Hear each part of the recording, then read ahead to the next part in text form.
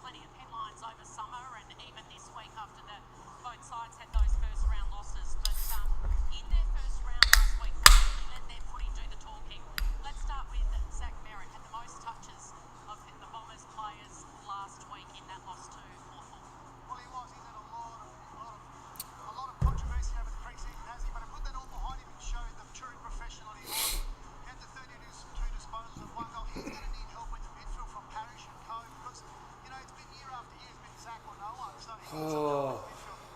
And what about the Port Adelaide coach? We heard from him, Josh Carr, every media conference, which he does about 2 or 3 a week.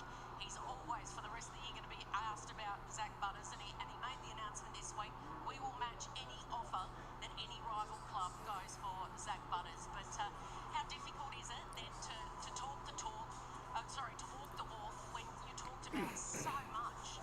Well, again, another Zach's been in the papers every day, almost in Adelaide over the pre-season. Strong words from the coach there. As you see his numbers there from last week against Kangaroos, he was tagged as well by Sullivan. Still ranked number 1 in disposals, contested disposals, clearances, tackles. So he got the job done, and you expect another big game from him today here at home. But you look for Rosie to help him, Vaughan Francis and Drew. He's going to need some help as well. But another big game from Butters. Big crowd building down here. It's beautiful conditions, as he said, Dwayne. It's going to push over 30 degrees, so it's rather warm. We'll throw it back upstairs to you. Yeah, fatigue might be a factor, as it has been in a few games so far this season. You mentioned you caught up with Jason Horne-Francis.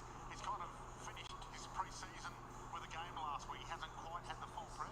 Yeah, that's exactly what Josh said. He felt like this was almost his last pre-season run almost today. So I've just watched him out here. He's warming up with the forwards again, so on the ground. So it appears that he's going to start with the forwards. I'd be surprised if he's not on ball a little bit more today regardless. I mean, it's only round 2, but round 2 at home, first game, Adelaide Oval. Francis needs to spend a lot more time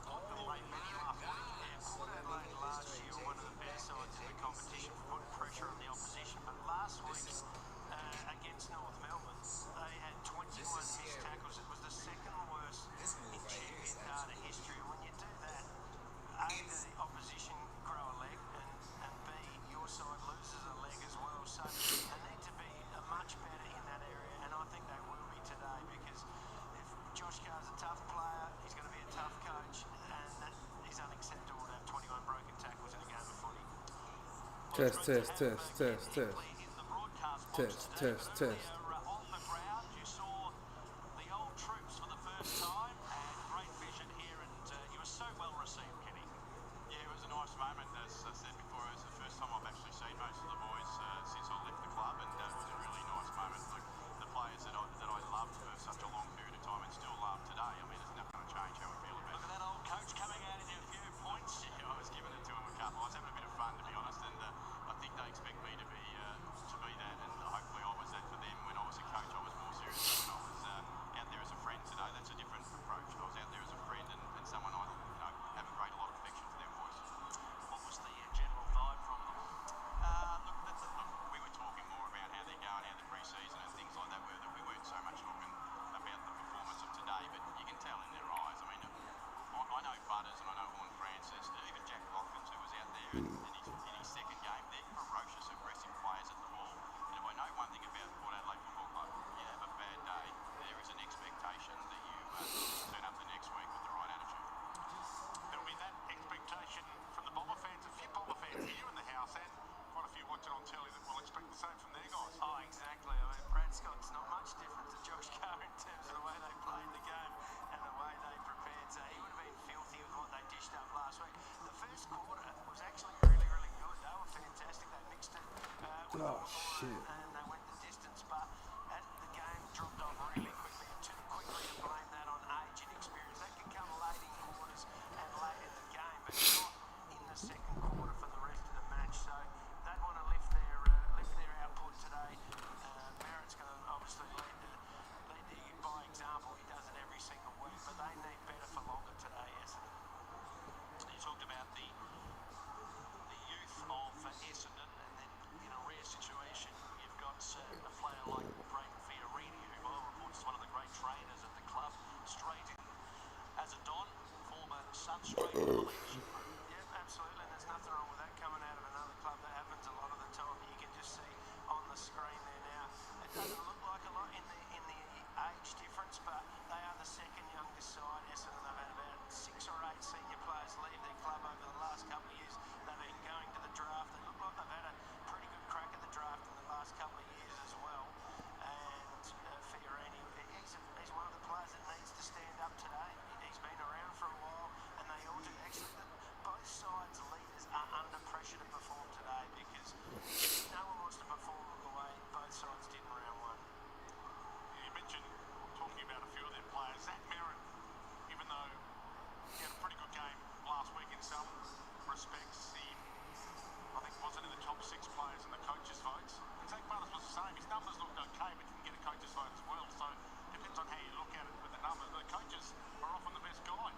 Kenny, Josh Carr coming out this week and saying, he's going to take a bit of the heat for not preparing his players right. Is that him just covering the players? Surely he would have done 95% of it right. Yeah, no, he would have had it right. He's protecting his players, he's looking after his players, and as a coach, that's what you do. You go into the mode sometimes that you need to, and Jace Burgoyne needed his support. He gave him his great support, and the important thing for me is Jace Burgoyne needs to return the favour today. Get out there and play his heart out, and run real hard, and not let that be coming out in his game at least, because Josh has helped him through a bumpy start to the season. Yeah, very good. A hot start from both sides in his first quarter.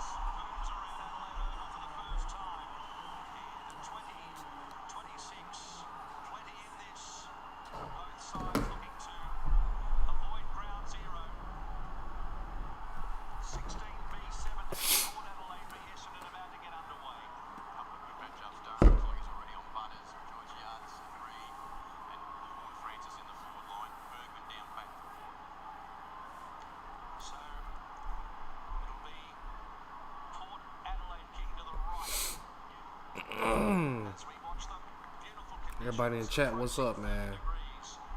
Metropolitan Adelaide.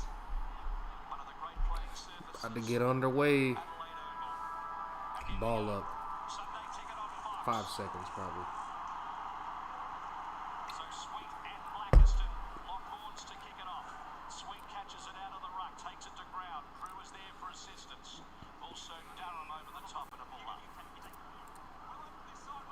Leah's got Caddy as well. I think Leah's conceded 16 goals in his last 4 games. So, well, Caddy, have a good day out.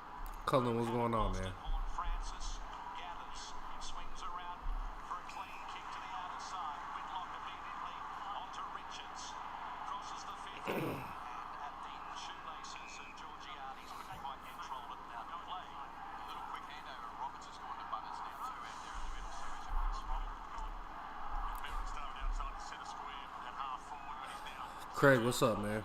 waiting for this ball in. Sweet, Blackiston. Players darting everywhere. Horn Francis on the move. Almost got it, but Merritt was standing in the hole. Read the bounce well. Radagalian forced to punch it away from right. Kako back into the lineup this week. Goes and gets it. Gets it touched. Marshall sitting behind the ball. Takes it with ease. 10th year, we'll have him back on the park. As Marshall kicks it down the line over the head of Horn Francis and Co. Gathered by Merritt to Newen. Spreads it wider. And ball just initially dropped by Merritt. Had time to gather. McGrath. Now Newen. Back to McGrath. Thought it through pretty well. Now Welch.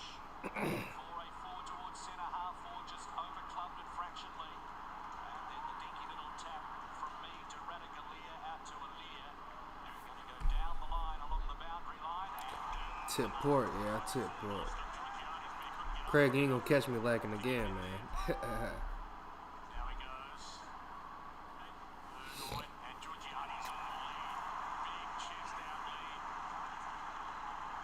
Reed got a bit of a lesson last week early from Gunston as a lead-up. Gunston is one of the best lead-up players in the competition.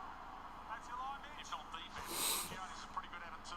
Yeah, he won't keep up with speed or endurance. Georgiano's a massive athlete. He's got a superpower. He'll beat him on the lead all day if they get that delivery. And last week, Essendon conceded 23 marks in their defensive 50. So if they allow that to happen today, Georgianis will kick 8. So we'll see if Reed changes his tactic. He had to be taken off Gunston last week. Georgiani's has been a good form. Played in the State of Origin game and he wasted that first opportunity. 23-7 the marks were in the forward 50 last week. SAB Hawthorn. Georgianis, of course, runner-up in the best and fairest last year. We got a bunch of ports in here. Out to McGrath. I'm sure nobody tipped Essendon in here, but I'll check the tipping comp. Kick on the wing. Craig, are you on our tipping comp, bro? Relatively strong in the air against Alir, took it to ground, and then seeing it over was Marshall, asks the question, but nothing doing. That will certainly suit the Port Adelaide defence if they keep a straight line and long to Alir and Asaba Radagalier. They'll be there to intercept ball.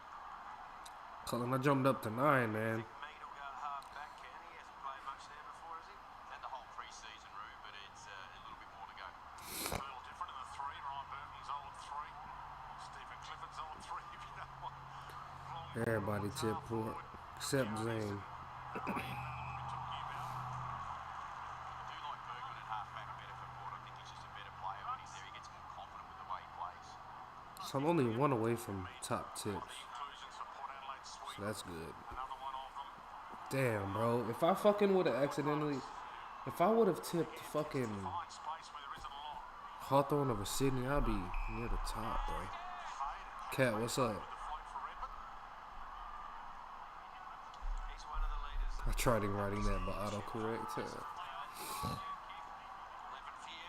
Scott Hawks is at the top. The more experienced. Off margin? Oh yeah, margin I would be last at everybody. No free kick. Spills out to Butters. Spear in ball. Overclubbed it for Richards. Couldn't quite control it. Well, not necessarily. Loops it laterally now. Looping handball. Sharp.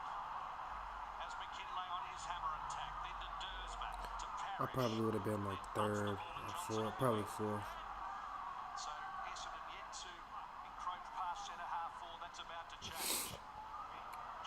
North or West Coast is going to be interesting. Had it for a while, fell to Peter Wright. His handball, centering handball, and then the kick from Fiorini. First goal for Essendon. Essendon fuck around and win this shit. They've had the ball and they've got it out in the open side and been able to go full length of the ground pretty much and kick a goal. So that'll be a little bit of a concern for Port if they let them out to the weak side of the ground.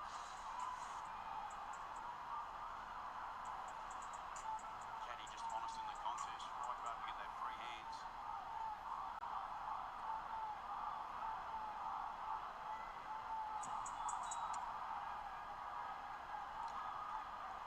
Could have taken the mark, Caddy, couldn't he? Yeah, first look, did he have a decent look at it? He just let him get through a young player, got a long way to go, but he's a very, very good player. A few other players out there for the ball. Zach Johnson, 19. Galashkar, 18. Kako still a young player. Dyson Sharp. High hopes for Dyson Sharp as a kid that's got a huge future as well. Lancaster in the ruck. Sweet against him. Rosie had a touch. Drew has a touch. Flings into Butters. Good step. Chip pass again on the lead. Georgiades. Knocked away by Reed this time. Hits the dig. And taken to the line. Good crowd starting to roar a bit now. Plenty of Bomber fans in the house as well. High 30s are in the room.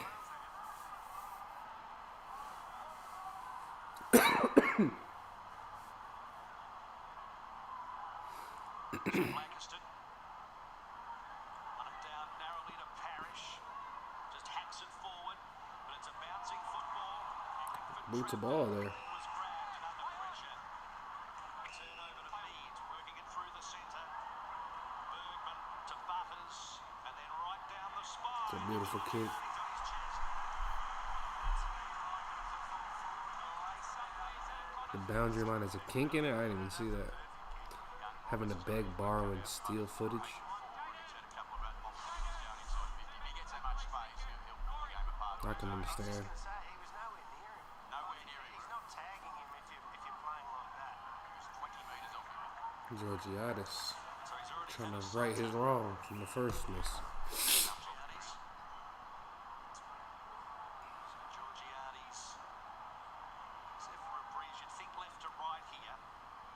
Beautiful day for goal kicking, however.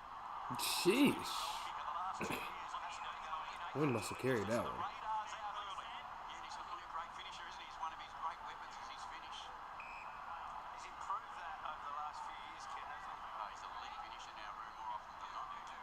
Two rucks. Sweet and Lancaster. Umpires found a free and all that. What do you think about the Byzantini sweep? Rucks, Ken, so they got it right going sweet this week, or did they get it wrong last week, or were they... No, I don't think they got it wrong. I think it's just a little bit more mature, more physical, can handle the heat. And I think they're probably stepping up in the physical stage today. Barry gets and goes. Speaking of young gunners, Port need to rise. Heads along. Richards went up with a fist. Joe Richards. Kai went. She put him under pressure as well. It looked like it was on the foot. Domination in order. Swings it down. 7-1. Another kick for fucking Georgiades. The pressure there. Probably should have a little bit more lead going instead of being behind him. And this is what Port were good at last year. Well, third time's a charm, Georgiades. Competition and Sound like the wind's kind of going crazy out there. make it pay. Worst result possible for Reed. Georgiades around Yes, sir. missed the first two. Gets a bit style close to that one as well. I do like Adelaide. Oh, it's a fantastic round. You don't expect to miss. He's had 3 pings at him already.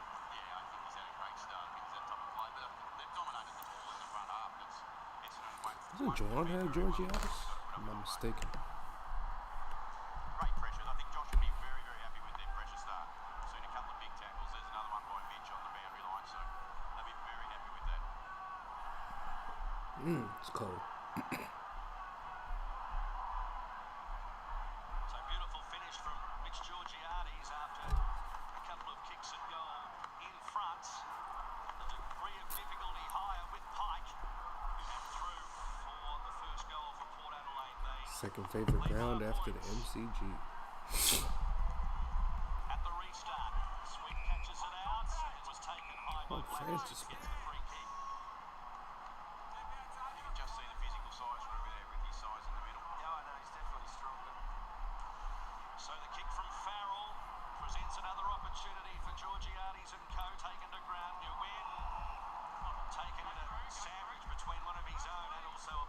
McCarty had 38.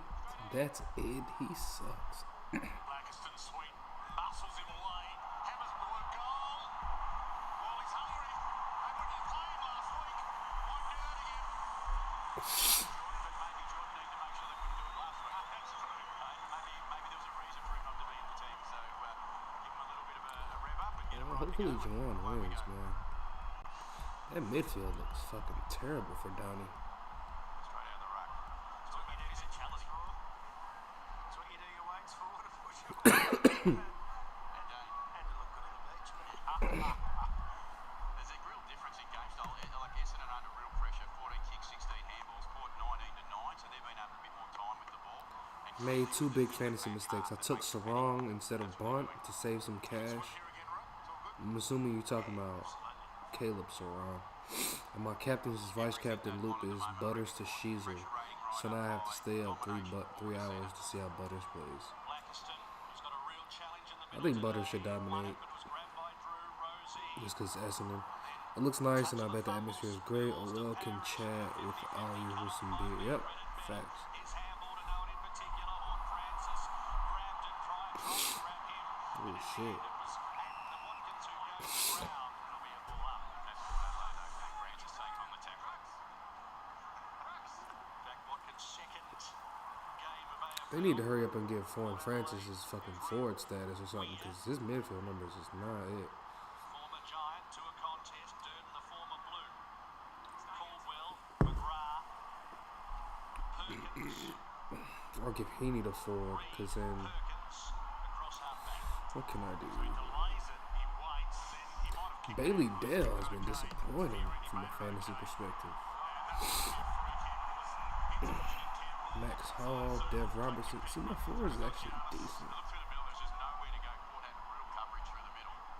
Burgoyne slips it to Horn Francis, and the Hornet looks hungry as well. The Hornet, okay. Jason?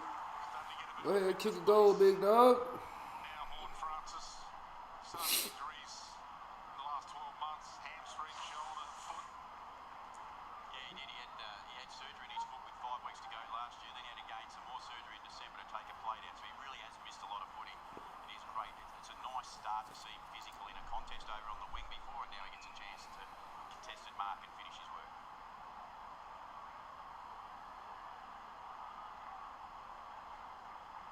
Crowd love him here. Lean wing last week. Okay, Horn Francis, the Hornet. Yes, sir.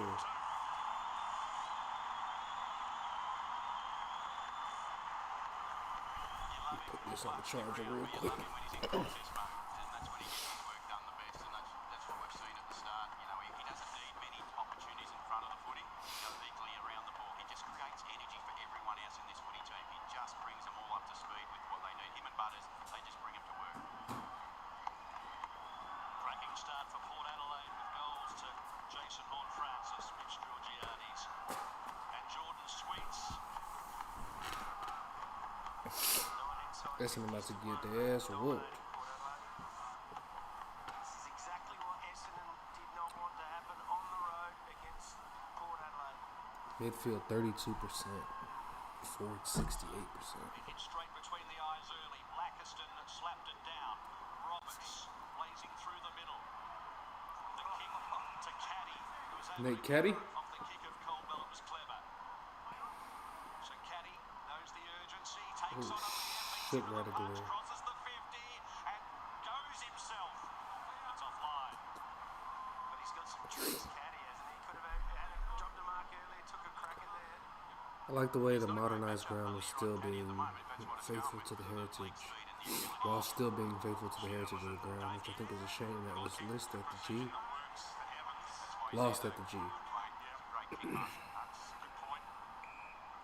Could have thought of that one earlier, Ken. Different kicks though at the moment, Ken, aren't they?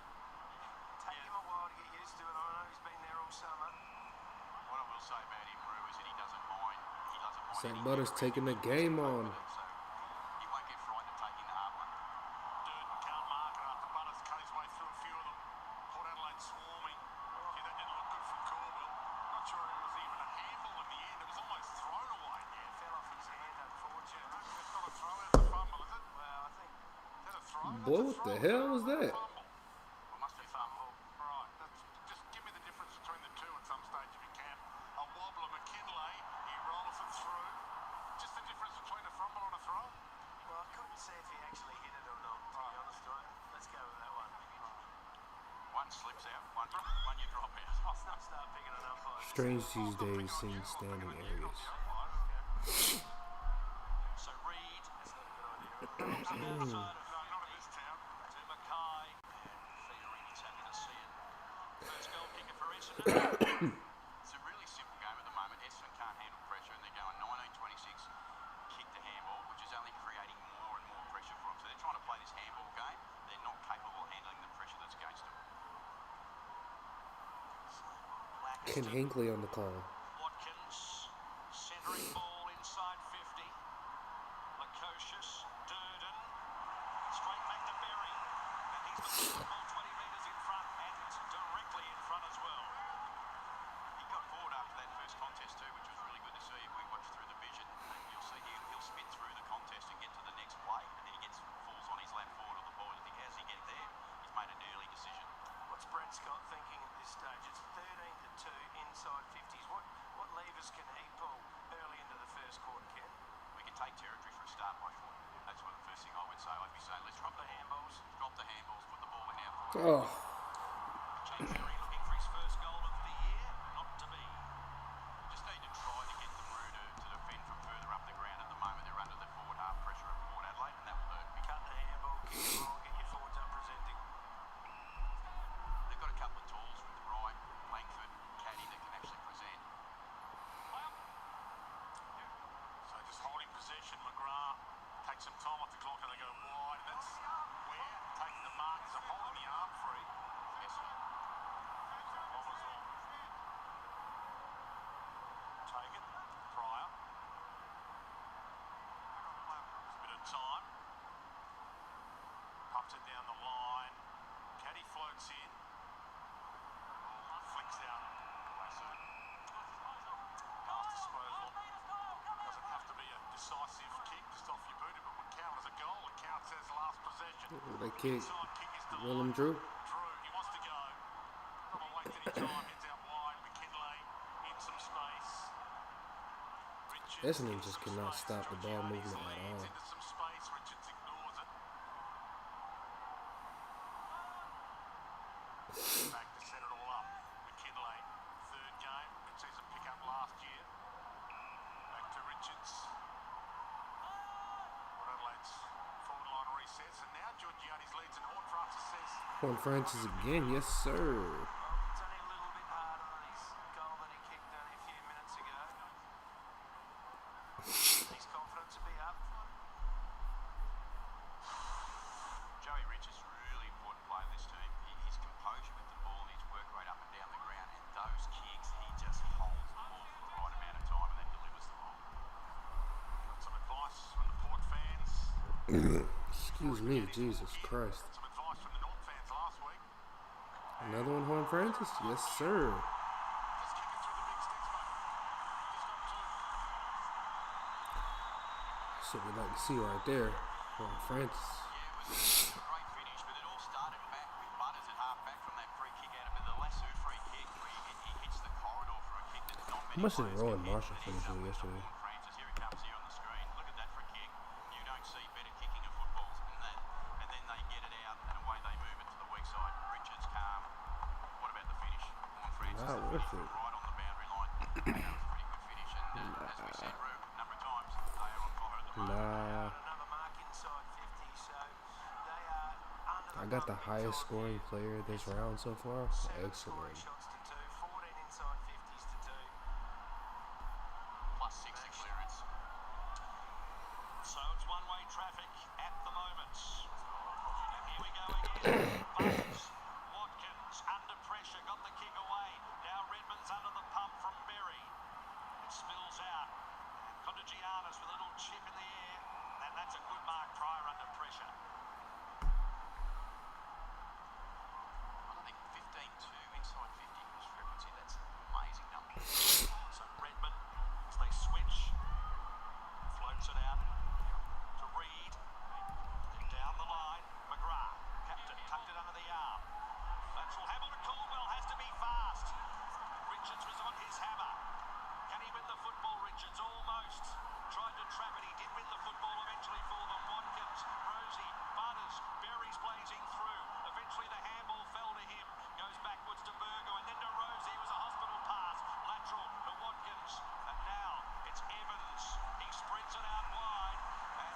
Francis Evans. Oh, not Francis Evans. He now plays for Calton.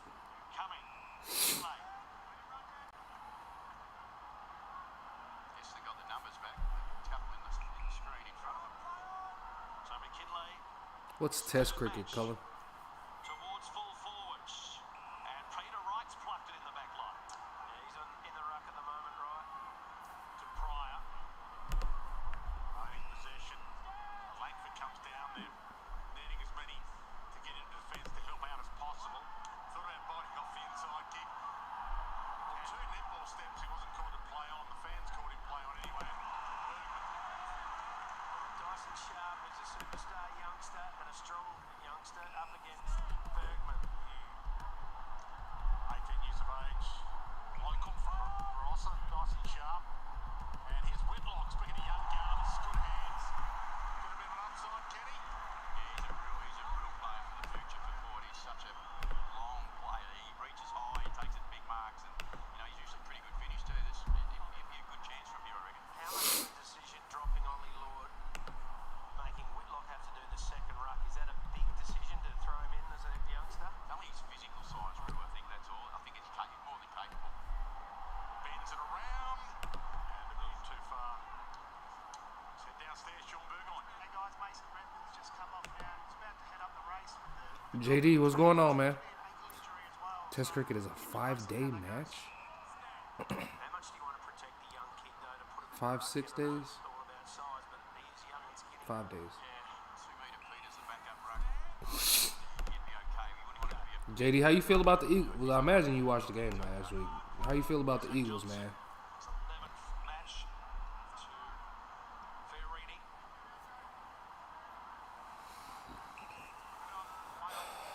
And what are your expectations for this game up against North? I'm not sure if you caught the North game last week and the West Coast game last week. So I'm interested on your opinions and your thoughts on the game. Shoot around to Bergman.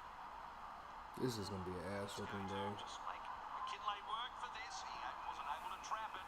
And the lasso. He was a bit stiffy. He touched it. Tried to trap it too because he wasn't there in time. So he's basically fumbled it over. But it's going to be a turnover. Well, the touch of the fumbles. Prodigy Arnold lost the football. Subject in the process. Craig, I feel like this sport has so much history, and the game is forever changing to the point where I don't think anybody isn't learning about footy anymore. Juan Francis for 3 goals. Fuck with that.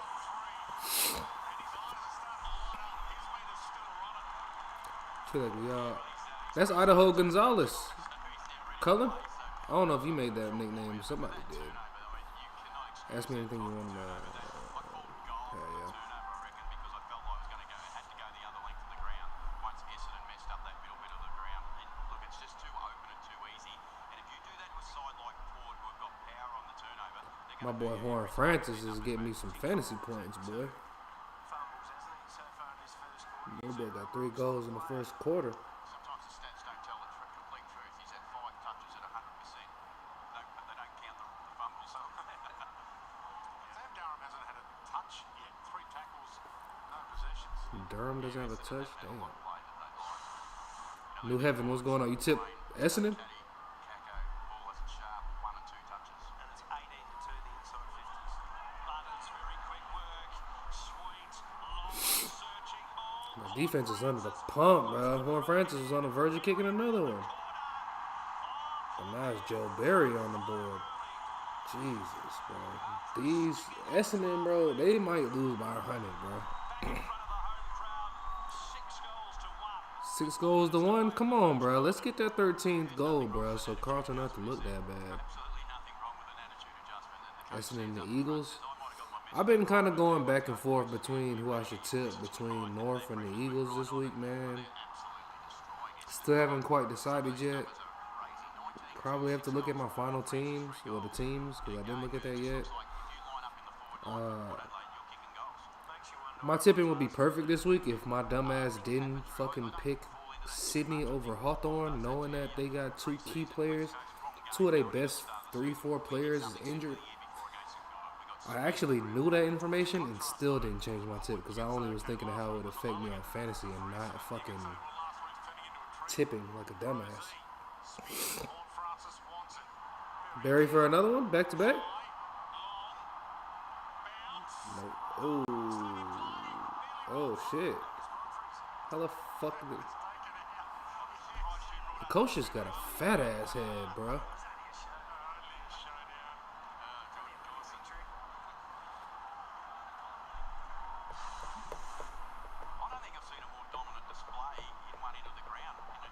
I thought Port were ass after they lost to North, so I took Essendon, but that looks like Port could very well be ass, but Essendon is ass too. Don't get it twisted. North also looks improved, so I can't just say it's just all Port being ass. Also, Port is at home, which I can't say. I don't remember whether if they were home or not this last game.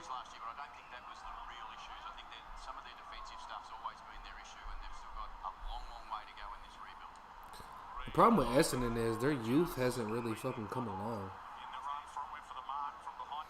They don't have enough A graders over there.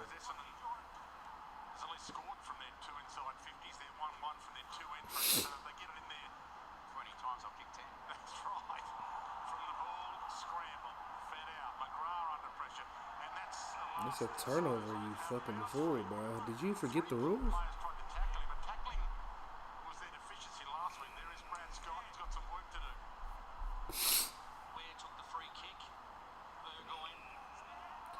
Port be so iffy though, bro. Like Port will give you a good performance and they'll have like an all-time trash performance, and you just don't know where to go with them. That's what I learned about them the last couple of years.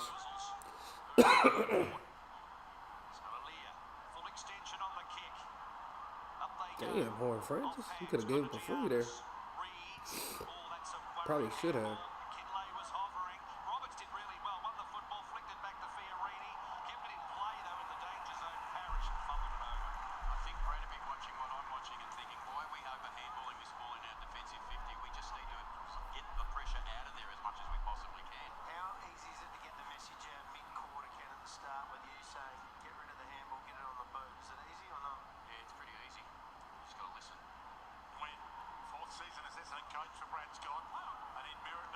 Oh, Rosie tripped Radagalier.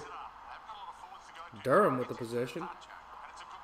Sam Durham probably is my favorite player from Essendon.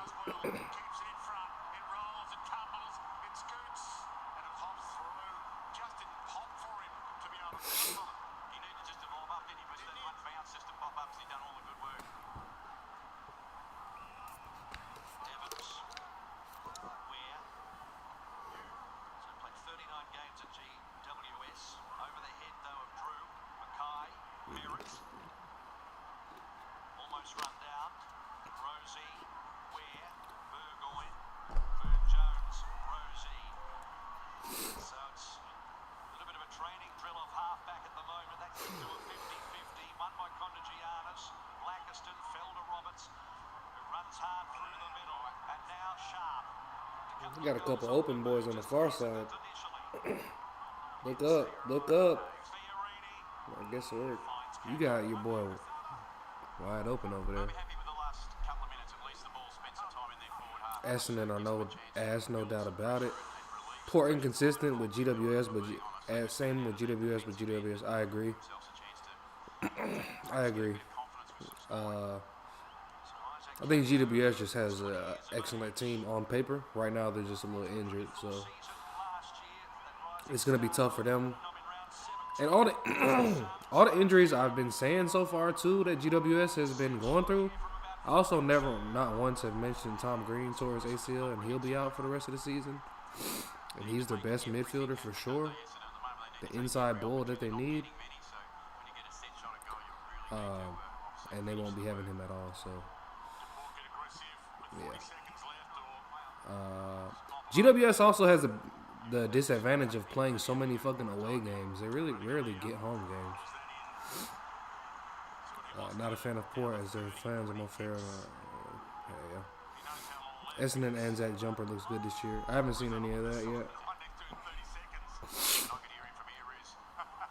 Clayton can do that role as well. That's true. I don't think Clayton's as good as fucking Tom Green though. I do think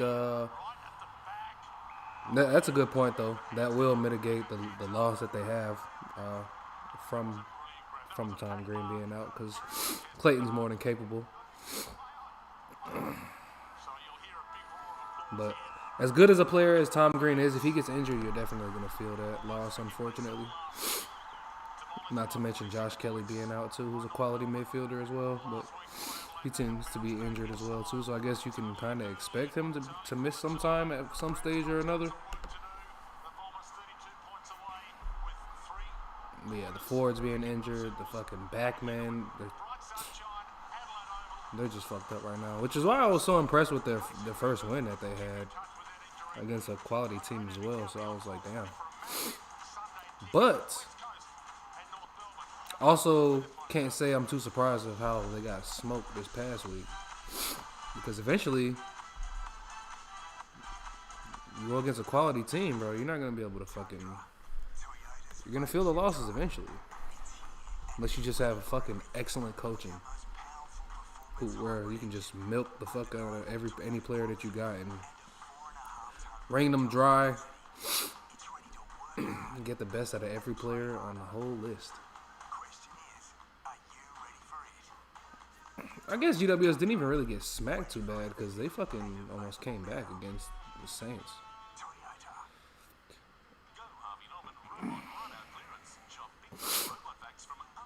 I got Eagles over North. I think Harley, Waterman will play great and get them to win.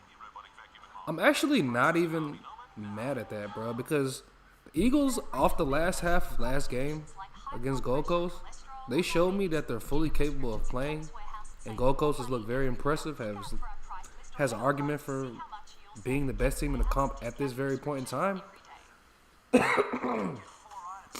So if the Eagles were able to put up a good fight there, definitely. He didn't play at all last season, and this last game, like, he made an effort, bro. He looked very good. Harley's going to have to step his game up. Waterman was fucking Mac Andrew up, making him look terrible. So as long as they can get their hands on the footy, Dev Robertson looked good last week too. So it's quite interesting. Sam Taylor's out. Lecalear's out. That's two key backmen down there. Darcy Jones out forward.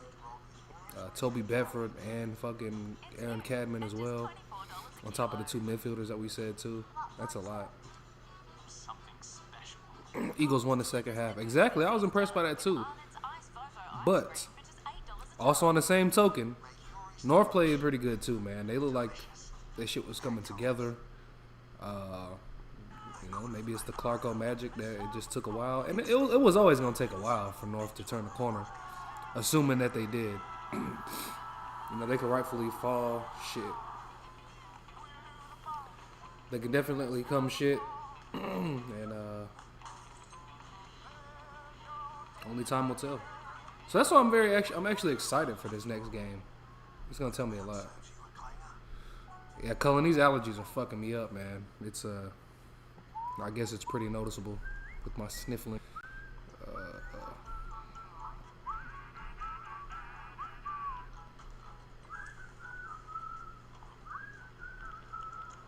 I'm so triggered by iced Volvo ice cream. I'm not sure what that is. You might have actually said something about that in the past and I don't remember. Usually feel like it's when they in the lead, it's only a matter of time before they lose it. But again, Port looks comfortable. Against Port, it looked like a comfortable win. Yeah. North, yeah, for sure. North has some decent players. Jack Darling's look good over there. I'll say that. Like,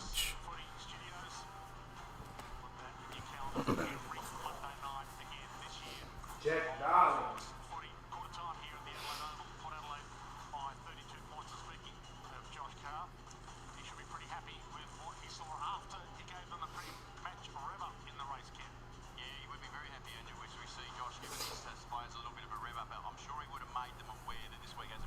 Alright.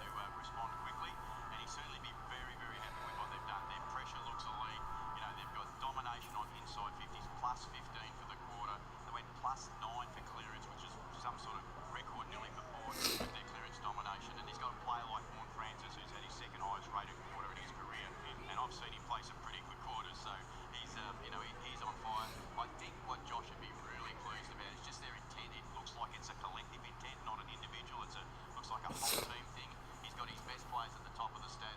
What is Ice Vovo? Burgoyne, who was a player who had the slip up through the week with the media, has had a good response. Drew with 7. Young Berry, I liked what he's done at the start. He's found the footy as well. Whereas on the other Jason hand, Horn Francis, the that's what's opposition up, would be man. thinking, what can we actually do here to That boy change got this more game and points get than it Zach back on Butters. I do think the last 2 or 3 minutes, Essendon would feel a little bit more like they were playing the game that we think can keep them at least in the game. I know Foster can win them the game the way they've started. Ooh, it's cold. Terrible. Essendon 43 there. New Haven, if you're asking me, I am a Carlton supporter. Well, Dwayne, a bad start for the Bombers has just got worse because confirmation from the Bombers bench that Mason Redmond is done for the day. Now, Sean Ooh. spotted it during the broadcast that he limped off. It's a knee injury, big chunk of ice on that knee. He's on the crutches. He's done for the day. Scans will have to determine Mason Redmond just how out for the bad rest of the that game with a injury knee. is, Shorty, but it's a big blow for the Bombers. It's a huge blow. Experienced player out in the first quarter. They're getting He's big for the rebound 50s, man. What about Jason Horn-Francis last week? The 12 disposals That's in a tough. game of footy and 1 behind. He's come out with 3 straight in the opening quarter. Bet you're loving Jagger. Yeah, Jagger. I like how Jagger can find the footy. He just got some work to do with his disposals. He be turning it over a little too much. The numbers look good, but he needs to be a little bit more damaging with it, and that's just gonna come with time. He's still young. Missed the whole year last year. I do like Jagger. I really like how Sam Walsh has come out this year too. It seemed like Sam Walsh has always carried an injury coming into a season, like the last couple seasons, after kind of being like an Iron Man type player where he wouldn't get hurt. So it's encouraging to see him with a hot start. I just hope some of the other boys can lift their game as well. Like Cripps has been kind of disappointing this year. I'm afraid the game might have gone past him, but I'm not going to make that call yet. But the modern style of footy doesn't really suit his game, I'll say that. But at the end of the day, you do always need an inside bull to fucking be able to go get them hard balls. And that's where he's excellent. I really like Harry Dean too. Let me see, he was the number 3 pick in the draft. Our first pick, the key defender, he looks pretty good, man. I'm pretty happy with him as well. Ooh, look at Zach Butters hitting the ball with pace. Lace out. It's a big head, lococious. Ice Vovo is a biscuit with marshmallow, jam, and coconut that kids get force fed when they visit grandma. Damn. I feel like I know what that is. I don't know what we call it. I think we call it like sponge or some type of weird shit. I've seen Carlton fans say drop Crips. Yeah. I try not to listen to Carlton supporters because they be tripping sometimes. But I will say he's not playing his best game for sure. But if they didn't drop Mark Murphy, they're not dropping Crips. Come on now.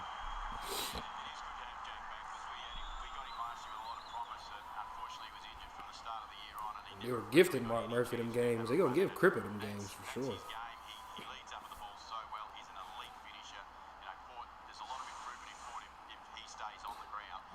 I'm hoping for a big year for Harry, though, man. Harry got to take command of that forward line. Guys, just an update on Mason Redmond. The Bombers bench is saying that the initial assessment suggests a lateral meniscus. So, not an anterior cruciate ligament, which we know is the worst possible MCL? scenario. Of course, Nick Ryan for them. The ruck's still out. Lateral meniscus? I don't know if that's what an MCL is. Also, of course, Nick Martin. And Nick Martin, yeah, I forgot Nick Martin's out for the whole year. That is crushing because he does everything for that club, bro. He's definitely their best player, and now he's out for the season. Tastes like dollies. Doilies? Doilies. Cripps is past his prime, though. I still wouldn't drop him. I'd drop Ollie. Like, who do you put in over him? He's still Carlton's second mid. Best or second best mid? As of right now, I wouldn't have him as best or second best. I got to give George Hewitt a lot of credit for last year. He was easily our most consistent mid. Especially even now we have like Cherez out as well too. Not saying that's a like for like in and out, but we are short some mids, and I don't think our mid depth is that great at all. Sometimes we roll Jesse Motlop in there. He tore his ACL, so that's another body that's capable of being in the midfield that's out of there. So yeah, I don't think we really have the personnel for that. Let alone a like for like. Like George Hewitt will go in there and get the contested possessions, but I do like Cooper Lord too. Interested in seeing his progression. He's one of the young players I really like that can play in the mids. Well, I'm with you there though.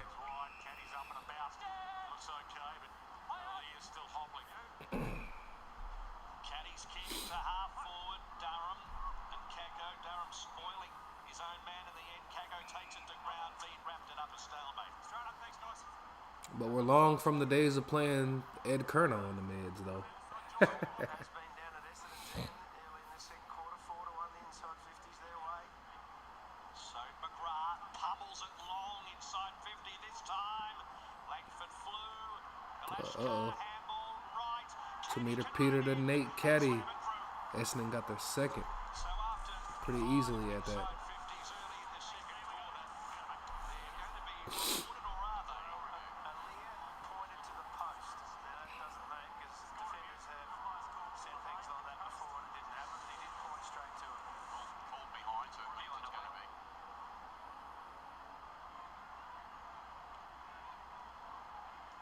Sticko, we need.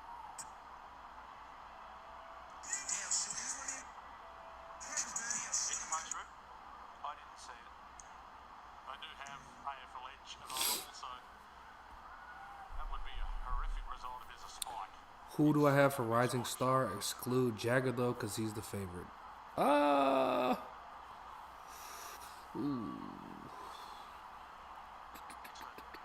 time to wait for this to happen. But you want the right decision because Rising Star. I'm trying to think of the players who didn't really get much time last year, but also the folks who got this year. Just dropped it over the line. that's just mental pressure, really, isn't it, to fluff that opportunity. How many games has Max Hall played? Because I like Max Hall from the Saints. I don't think he got that many games under his belt. I need to look that up. Roberts, Brad's gone. Not much you can do about Caddy missing from point blank range. Chewing a bit harder. Absolutely, he's probably going to have to reload it 3 or 4 times in this quarter. He won't be blowing bubbles, you don't think. Oh, he's older than I thought, though. Kenny used to go for the can of Coke instead of He's older than I thought. Oh, no, he can't go. He can't go. Nah, I'm tripping. He played 23 games. No, he played 23 games last year? That's kind of insane. I don't know why I didn't notice that. That's a hard call, bro. I don't think I have an answer for you just yet. Latrell does look nice. I wonder how much impact he'll actually have over the course of the whole season. But I do like what he's got going so far. I have been impressed with Phoenix. Not sure how many games he's played. I'm pretty sure he had his debut this year, bro. I don't think he played before this year.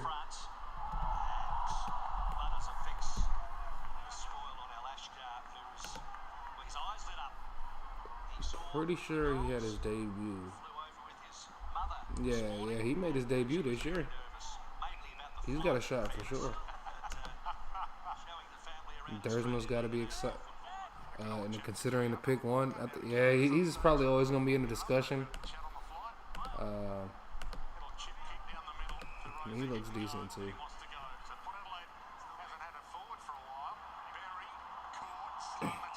It's interesting though, because there's a lot of big boys that were drafted early.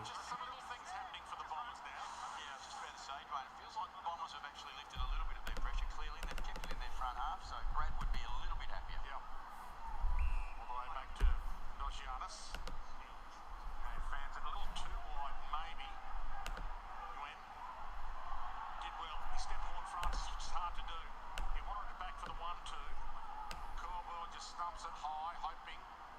Fist of Marshall knocks it down. a little fumble. Alaska feeds it out. Port Adelaide with the numbers. McKinley. Zeke Euland.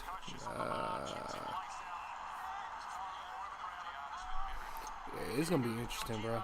I can't see it just yet.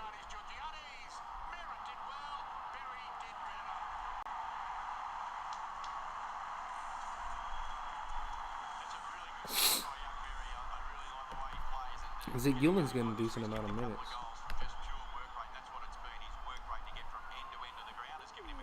Yeah, he did. He had a slower game last week. I don't even know how to say his last name. Grigel? Having no vowels in your name just fucks me up. There's no gotta be. Latrell's quicker than Kazi when Kazi was that age. That's kind of crazy, ain't it?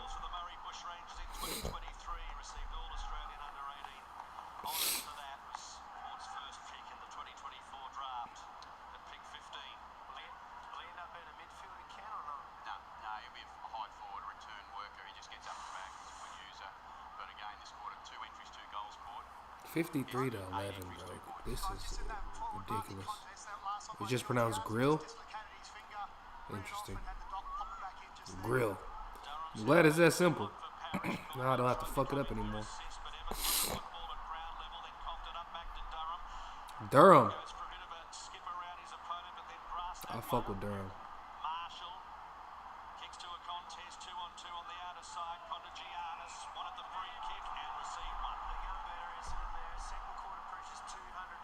Grill. In the first quarter, so way up above AFL average in the second. They've got a rev up a quarter time.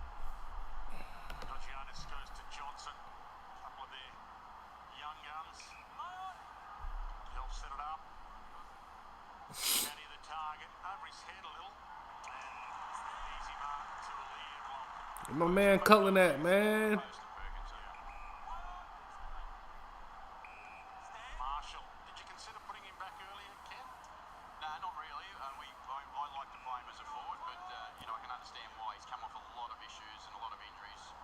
Marshall, man. I thought he would be the best forward up there. He got that boy in defense now. Where they had the 3-headed dragon with the talls with him, Charlie Dixon, and fucking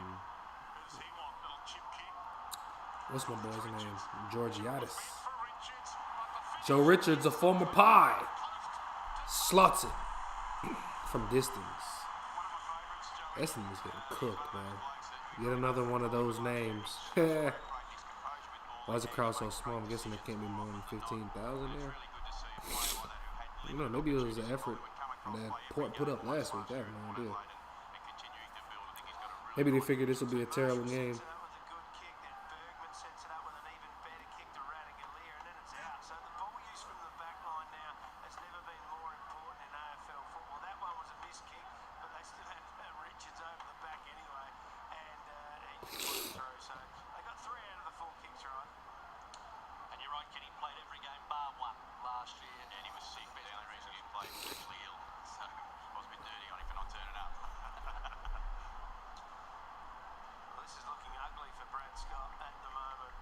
This is looking very ugly for Brad Scott. Gets the free kick in the middle. 2-meter Peter. Ball inside 50. Good spoiler. Backing back Kako. Kane Farrell. And Perkins happy to see it over in front of Evans.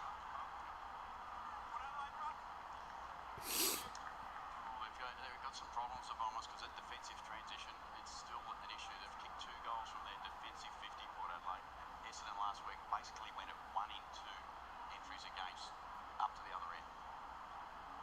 Langford in the ruck, Whitlock at the back. There's no effort from Essendon, bro. Look at the fucking Port players jumping for it. Hatches over the top. Where Whitlock's an advantage. No Essendon fans want to make the trip, I guess. Is Brad Scott's last season coaching for Essendon? It may very well be. Essendon cheer squad actually looks good. See, Essendon was fucked up by injuries last year, so they kind of had an unfortunate go for the whole season last year. Spins around, throws his boot at it, bouncing ball. Right, hit it hard, they grab him. Seems like nothing's gonna change there though. Ridley's always fucking hurt. Nick Martin out for the season, their best player.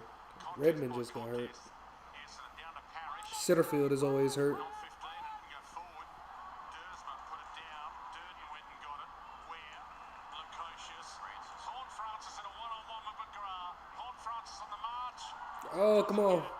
The Hornet. Bounce back on him, and McGrath does brilliantly. That boy getting held without the footy though. Shaking his head, Horn Francis. Don't know what he's complaining about, whether he thought he got held when he was going for the mark or not. He dropped it. McGrath standing long as well. Dersman, little toe. Richards feeds it back. Drew outside of the boot. Oh, couldn't take the mark, Georgiadis. Couldn't mark it though. Couldn't bring it Defensive down. clearance there. Bangs it back out. Maybe coming back for repeat entries. Good tackle. Who was that? Rosie. Rosie to hold it up. Nice tackle. Gets up. Flings it to the umpire, but some belief amongst the Essendon players at the moment, at least. Right in the ruck. Through the fingertips of Durham Roberts. Not sharp. Jesus, what is going on? Get it back to Dersma. Scoops it to Caldwell. Now Roberts. Archie Roberts. Shining light for the Dons. What the fuck kind of kick was that, bro? Oh, Lord, bro. This is a mess. Draws pressure from Evans and Radaglia.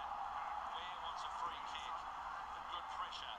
And it's going to be a ball up.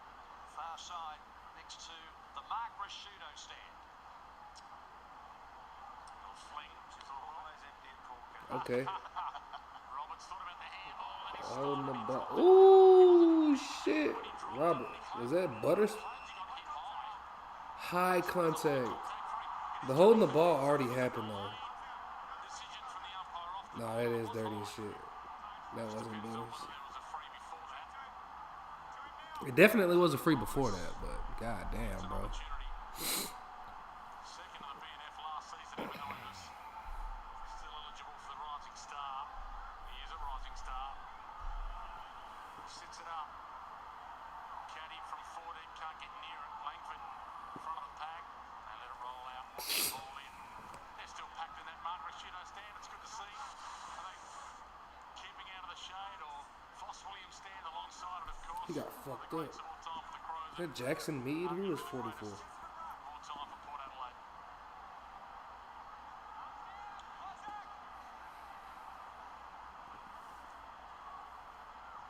Langford, Whitlock at the back, Drew couldn't quite grab it. Roberts, his kick was smothered.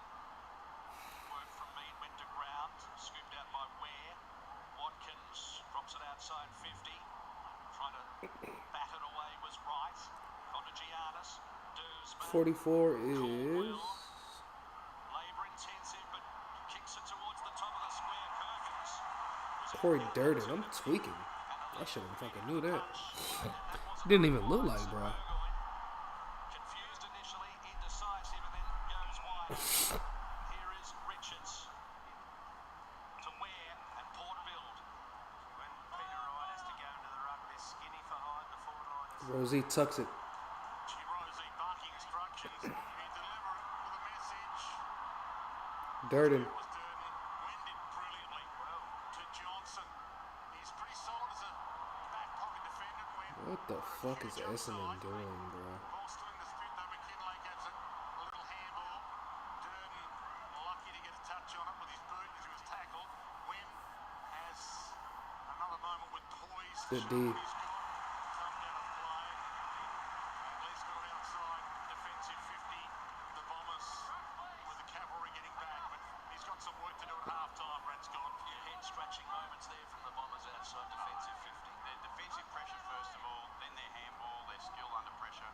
You know, and Port just keep hunting them. Wright goes himself. Here what he had to do, threw it on the boot.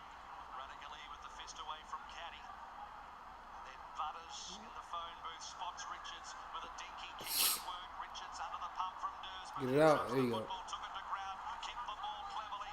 Then Watkins bunts it to Horn Francis. He's in a mood. Another one? Not Nope. this time. Just missed. It looked like he was in the mood, didn't it? It looked like he was going straight through, and you know, the little bit of pressure. Did the Essendon player just get dacked? What is dacked? A really dangerous attacking spot on the ground. New Haven, I wouldn't fucking think so, bro. At least not from the Essendon perspective. Right, won't Look at that. You dropping fucking marks right there, and that's fucking Durham. He's a good player. Back inside 50.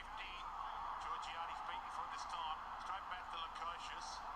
Darcy Byrne-Jones. Darcy Byrne-Jones. I haven't seen that boy all day. It's actually the first time I've heard you call Darcy today. I don't think he's had a touch in this quarter, and I don't know how he went in the first quarter. He's had 2 disposals, 1 kick, 1 handball. Sweet. Butters go crazy at this stoppage, man. Butter standing in the space. Darcy Byrne-Jones. Horn Francis. Saw there was a crowd in front of him and kind of wanted to take him on at that stage.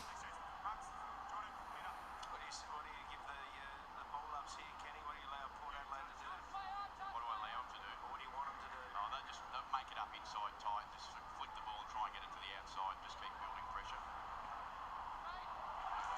Oh, Francis again. Oh no, Lukosius.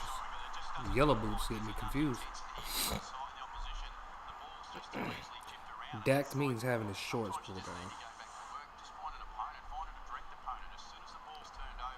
Essendon is not coming back. I'm sorry, bro. We gotta put up with this loss together. In space like that, and he's one of the best kicks in the game. He's one of the best kicks, almost won goal of the year for a drop punt inside the centre square 3 years ago.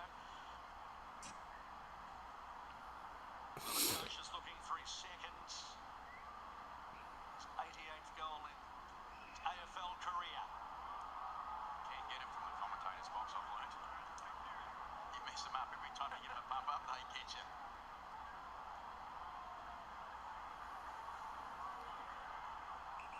Pryor. 8 minutes away from being able to reassess the Bombers. Lukosius wanted to keep it alive.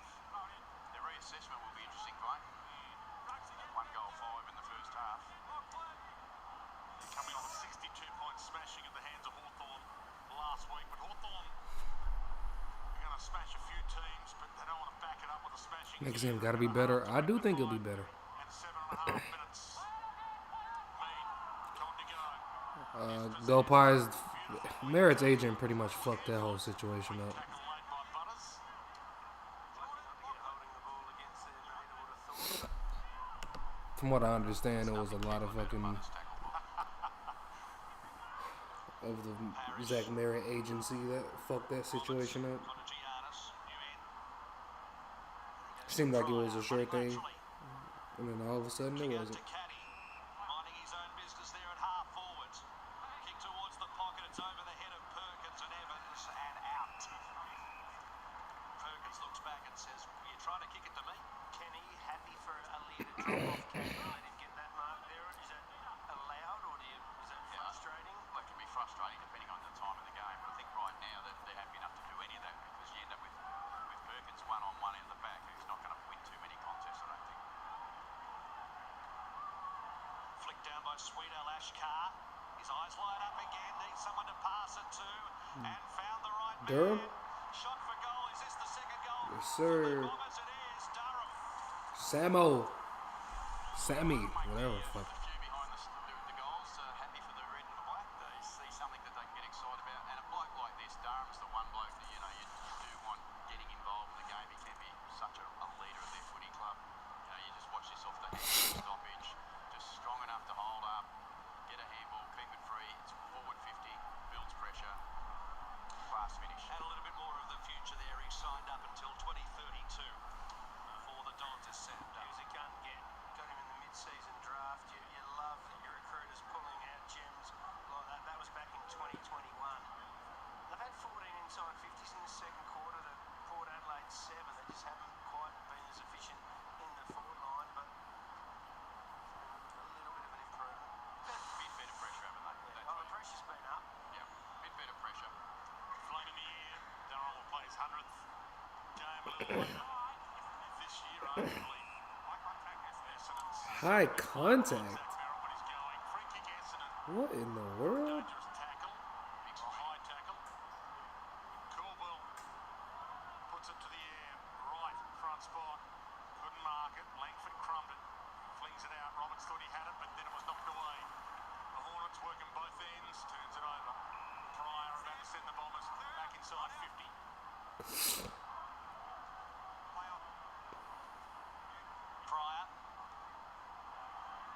Dragons hoping for a lead, nothing coming. And Langford? Langford, but the Nope. kick's too Straight to shallow. Lear. And sat in the lap of Aaliyah.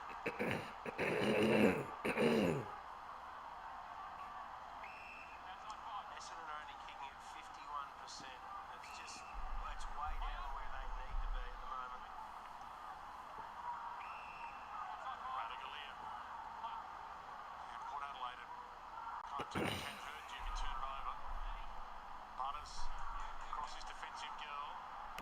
Evans has to go and get it, but he had some time. Georgiades on the move, delightful. With millimetres to spare for the breed. Darcy's handling the back, he's jumping around. He's cool for him. Can't kick it to him, Darcy. Jumping around. Suppose when you're only at 2 touches, you get a bit itchy. You want one, don't you? Marshall. He's got Rosie out wide, working hard to get space on the wing. McKinley, well, who does he want? Whitlock will do. He's got some ups. This kid, he can get it in the air. He's just got that reach. He's got Long that ass boy. big, long wingspan. He's a great pick by the recruiting team, I reckon. He drifted out in the draft, and his brother went up higher in the draft to North Melbourne, and Which was a surprise, Ken, I think. it was. This boy was rated a little bit high, clearly by our boys, and we were very, very happy to get him at the pick that we got him at. And he works really hard. He's a great worker. Pick 33, 2024. This is his second season, 4 games last year. Still eligible for a Rising Star nom this year. That won't help him. I think a lot of clubs had him up in the teens, Dwayne, so that Paul would have been rattled. He slipped into the 30s. So, Pryor, encouraged by the umpire to move it on. Caddy up the ground, flew again with Dersma. Almost friendly fire, came out to Ware. Now Berry runs himself into a corner. And it's holding the ball.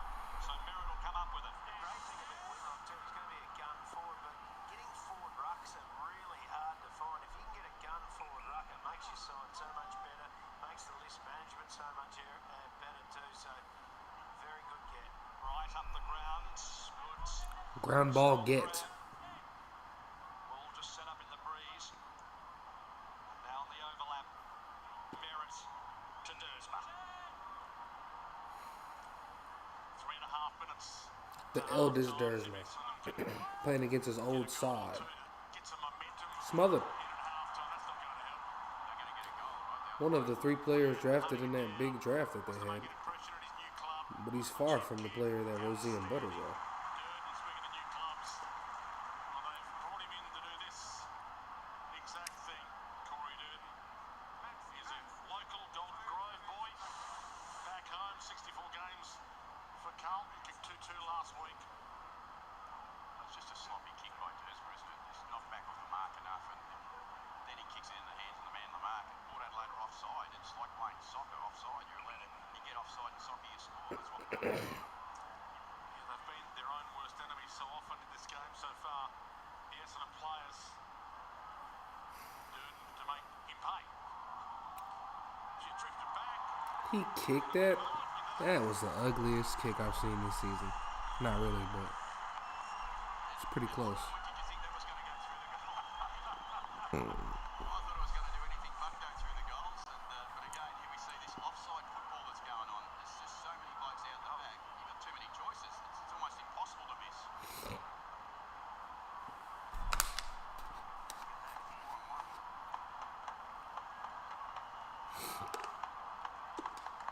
Well, it's been an interesting first half, to say the least, for Essendon, and Port, big ball winners in Rosie and Butters, 17 and 14, and 31 entries, kicked 10 goals, 7, 22 to 2 goals, 5. Essendon, through their hard working, a little bit untidy, Paul Parish, Merritt's had a very quiet day from what I've watched. He's had some impact, he had 11 touches. Well, the goal wasn't pretty, but you don't get 6 points for style. Will him be the best Dersma? On the ground, they go forward again. Youngest sibling usually is. I do get that. It's just how it is in basketball, too. Georgiades was hovering, went in that direction. David, what's going on, man?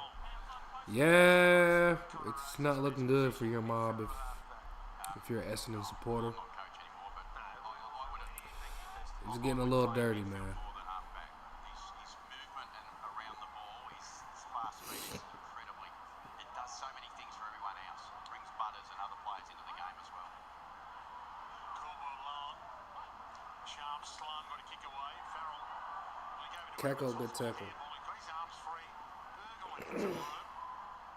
Radaglia chips it to a big, long, praying man. It's Lost Draper too. who takes it. And can I add to that, Roo? I think Bergman's a better at halfback too. He's a better player. He adds polish. Pulls the kick to the pop. Georgiades is there. Well, you mentioned Burn Jones. Hasn't seen a lot of it, and that's almost off a boot on the full. Trying to work out exactly who's at boot. Lonzo was the truth, but injuries fucked him up. And in yellow. Also, getting drafted to the Lakers doesn't help. LaMelo is definitely the better talent, though. Sorry, Port fans. It was off McKinley. His calf.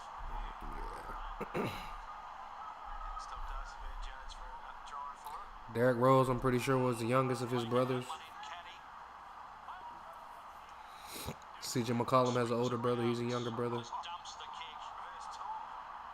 Dersma. Langford. Except for Giannis. Giannis is like the second oldest out of his Not many troops 3 other home. brothers. To the top of the square. The flight Kango. To the spoil. It's usually not the oldest who's the best, though. Well, Adam Mahai.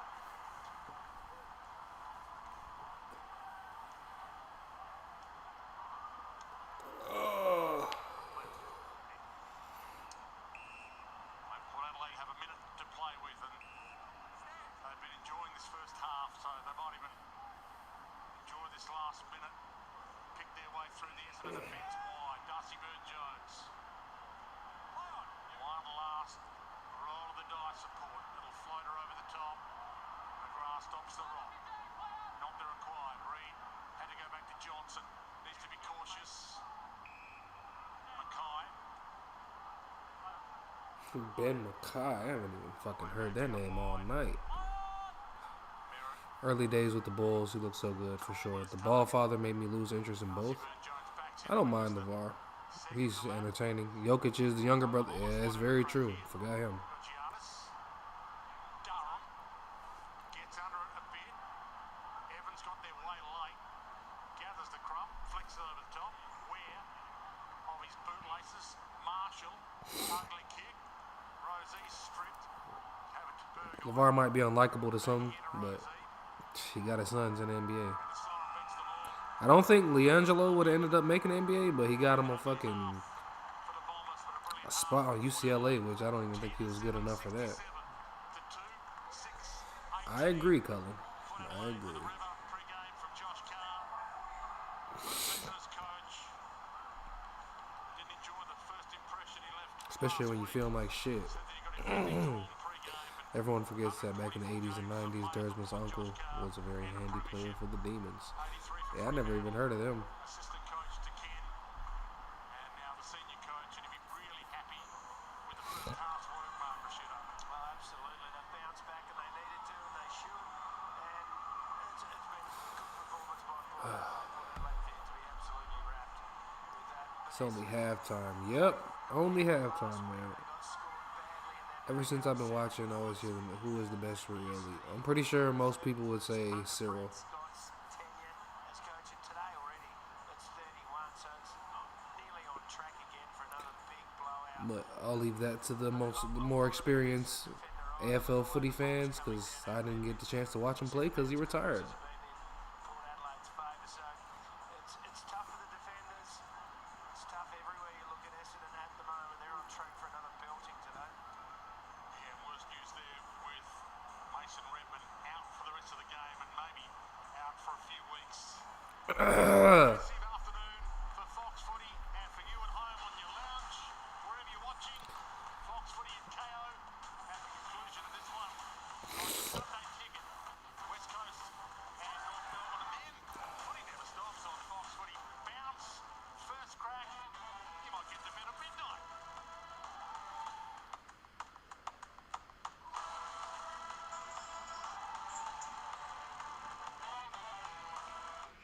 Sometimes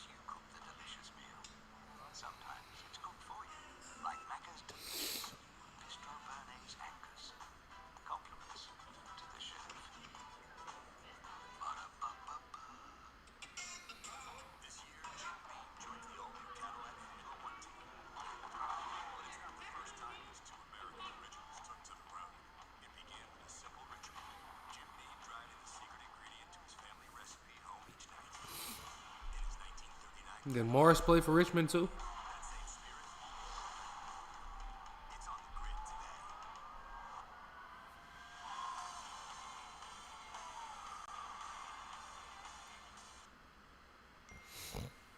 So, Nick, you know how I've been Oh Lord. Well, I just found a job on sick. That sounds perfect for you. Listen, I ain't gonna lie, I don't know if I'm getting to the second game, bro, because magical result of clicking their I am not feeling the best. I love casting spells. 150k. Although I would rather watch that one than this one. Sounds magical. And you shall find. I might not be able to go to sleep tonight with my congestion. Shelf is what you need to get doing. So you can get mixing, batching, He was a tiger. or get digging. Only been watching the Up 2020. I think Dusty was the best I ever saw, even if it was for a short. So it's just boring. We won't just match it. We'll beat it by 10%. Lowest prices are just the beginning.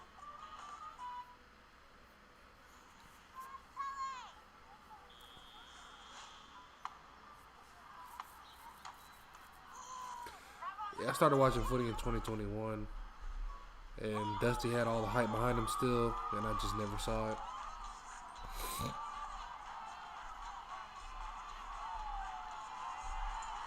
Your partner for every goal, from that AFL Aussie to the big stage. Now, Oh. for the money. Please be seated. I feel like something's coming. I think we all know what's coming. Ensure your tray table is up We can walk because I'm not carrying you. and you are sitting in the upright position We're gonna improve for the partners double time. with seatbelts fastened. Well, Halftime, let's see where my boys sit now on fantasy. it's going to be chaos. This is a bad idea. Yes, honey. We're cleared for takeoff. Excuse me. Shit. Disney Plus. Could you show me that clip again? Wasn't wearing my glasses. Harvey Norman bedding floor stock clearance. Hurry in for big savings on 51. adjustable bases. Jason Horn Francis. Furniture, pillows, book covers, and more. All priced to clear. Incredible floor stock deals. Don't miss out. Kangaroos having a good game. 64, 69. Sunday ticket on Fox.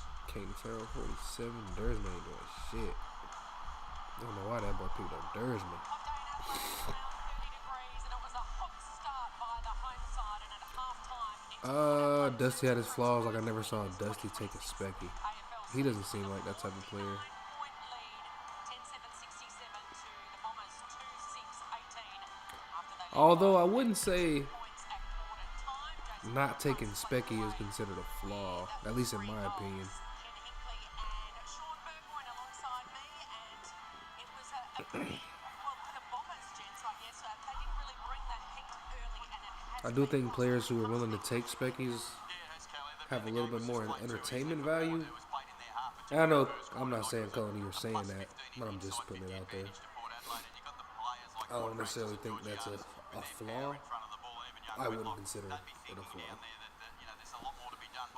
But I'm sure he does have his flaws though. The week they had against Hawthorn, we thought Like they'd every come out player. with the heat, but pressure rate I just don't know what they are. first quarter, it set the trend in the game, didn't it? certainly did. What about Zach Butters? We know people would always refer that he was your teacher's pet. Is that right, Zach Butters? Yeah, that's accurate. Yeah. That's accurate. He was the teacher's pet a fair bit, but when he plays like he plays, you can understand why, and you appreciate what he brings. He brings the great energy for this team. Him and Horn Francis, and Connor together, the collective three are very, very hard work, and then Drew gets involved too. But Zach's just such a user of the footy when it comes to using the ball inside forward 50, and he just bursts from stoppage, and if he wants to tackle, he tackles to hurt. 14 disposals and 4 tackles to short.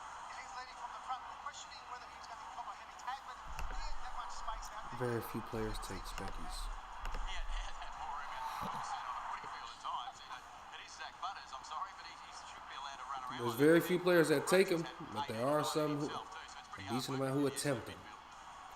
Whether it's the right call or not. A tough start for him last Ooh, week. Played shit. 66% of the time in that. I like Dusty, great player, no doubt, but he had a crash bash style where it's, yeah, silky smooth players be looking crazy, bro.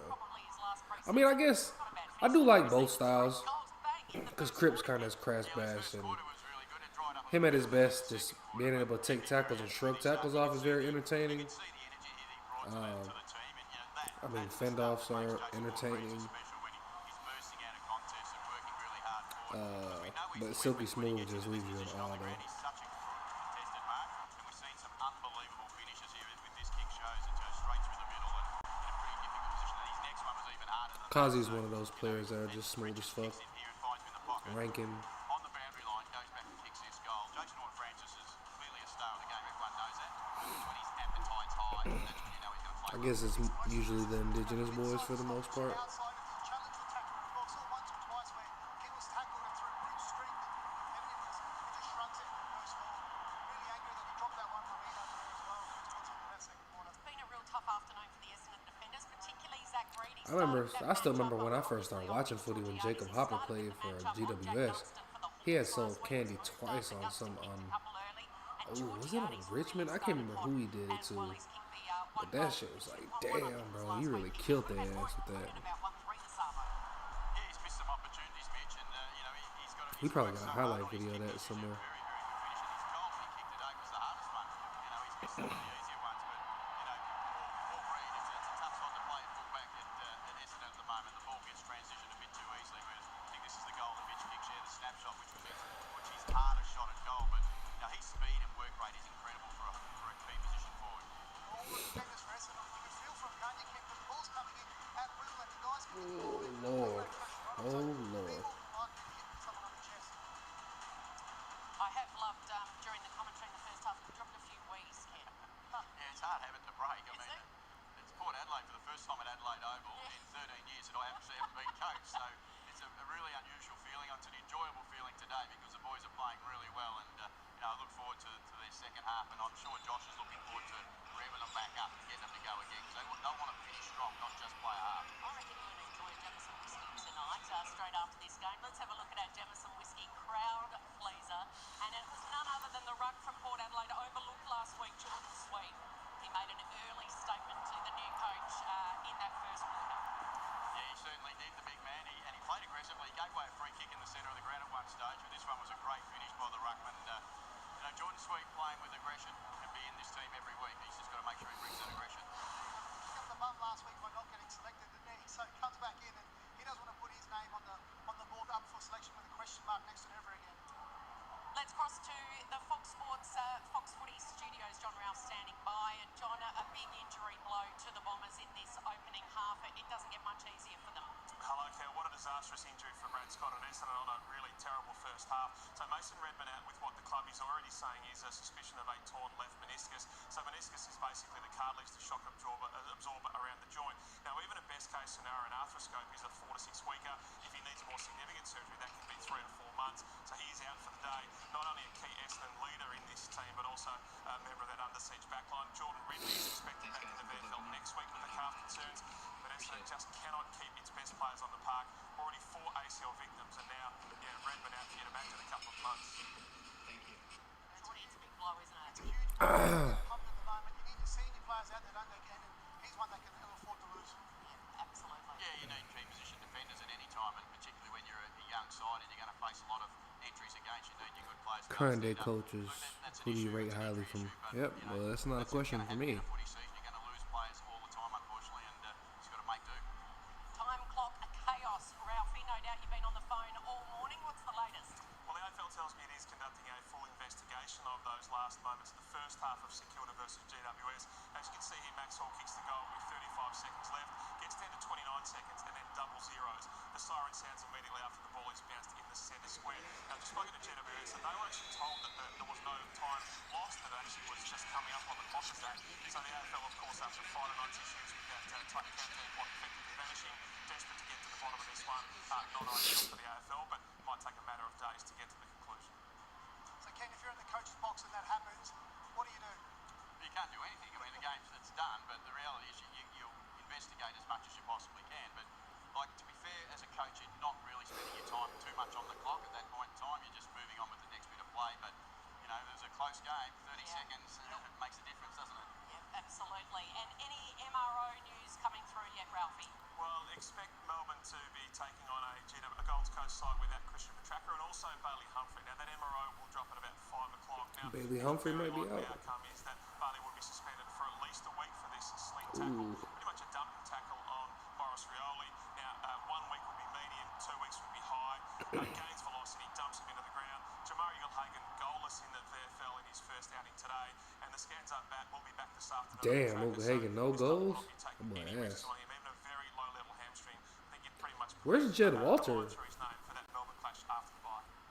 What do you think of that Humphrey tackle? That's a one-weeker. He's in some trouble. He's in some trouble. There's no doubt about that. It's exactly what we talk about when we want to avoid injury. And Kate Hingley looks like he's supposed to be fat, but he's not. done the tackle. There's no doubt about that. So he's probably facing a minimum of a week. I always thought Okay, that. well, Josh Carr, of course, trying to close in on his very first win as an AFL senior coach.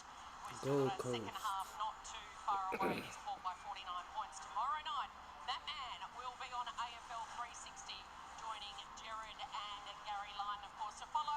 It's the gents from the couch, analysing all the action from round 2 in the AFL.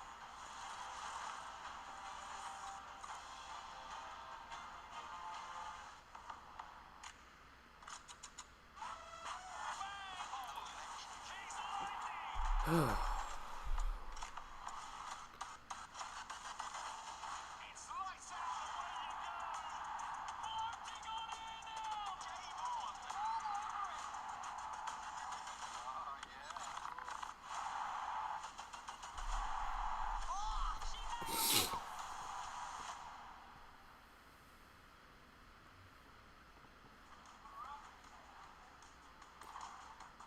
From what I hear, it sounds like fucking Michael Voss was the best player that currently coaches the AFL side. From all the information I gathered. Flagship truck. It's here and it's ready for everything. With our most powerful performance hybrid engine, undeniable Toyota quality, and a 4.5-ton brake towing capacity.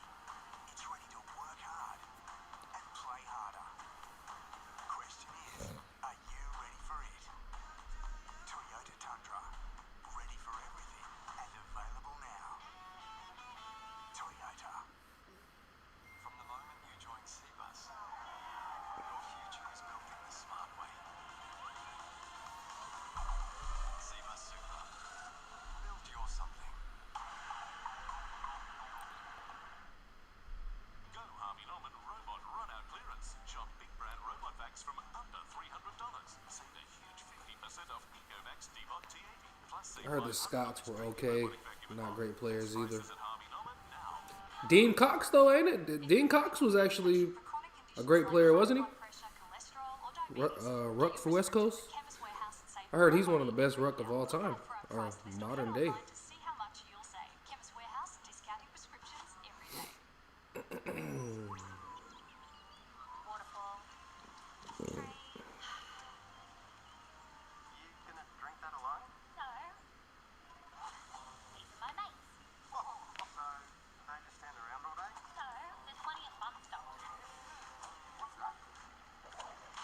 He's fine. Oh yeah, she seems totally fine. So the good life it was made for. Yeah. Mitchell was one of those players that would get 30 possessions and yet still go unnoticed. I forgot he's a coach. I didn't get a chance to watch him play either, but I've heard good things, great things, in fact, about Dean Cox. Make your Easter lunch delicious. Oh, smells amazing. It's a Coles Graze lamb leg rolled with rosemary and Mitchell was a workhorse. It's new and just $24 a kilo. Every club needs one. More than one, really. Coles delivers the goods this Easter with Arnott's Ice Vovo ice cream for just $8 a tub. make your Easter lunch. Dun, dun, dun. Never watched any of them, so it's hard for me to guess. Sometimes you cook the delicious meal. Sometimes it's cooked for you. Like Macca's delicious new Bistro Bernays Angus. Compliments. Sam Mitchell was on the 3P Hawthorne team, wasn't he? He played with Buddy.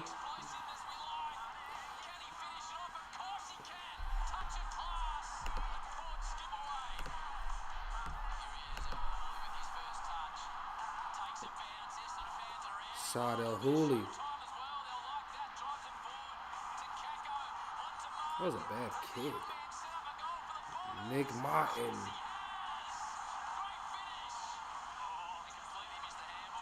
Jade Gresham to Redmond. Is Gresham even playing? Why are they showing Essendon highlights? Bevel was okay.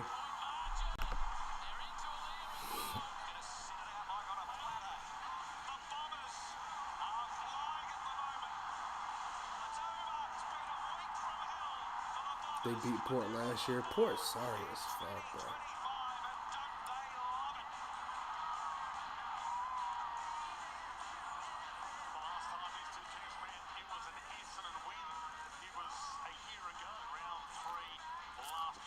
Round 3? Since then, Port Adelaide with a new coach and the new season's unfolded, and this scoreline does give Brad Scott and Buckley's also not a coach. Well, senior coach anymore. in the second half to be I imagine he was in the discussion. 49 points. Would have been. They've got to overcome, and they've got a couple of Port Adelaide stars they need to shut out of the game. Oh, they do. I mean, Kangaroos Because is Buckley between won a disposals, Brown, Butters is if I'm on not fire as mistaken. well, but I just want to see Essendon have a crack in the second half. They didn't do it last week against Hawthorn.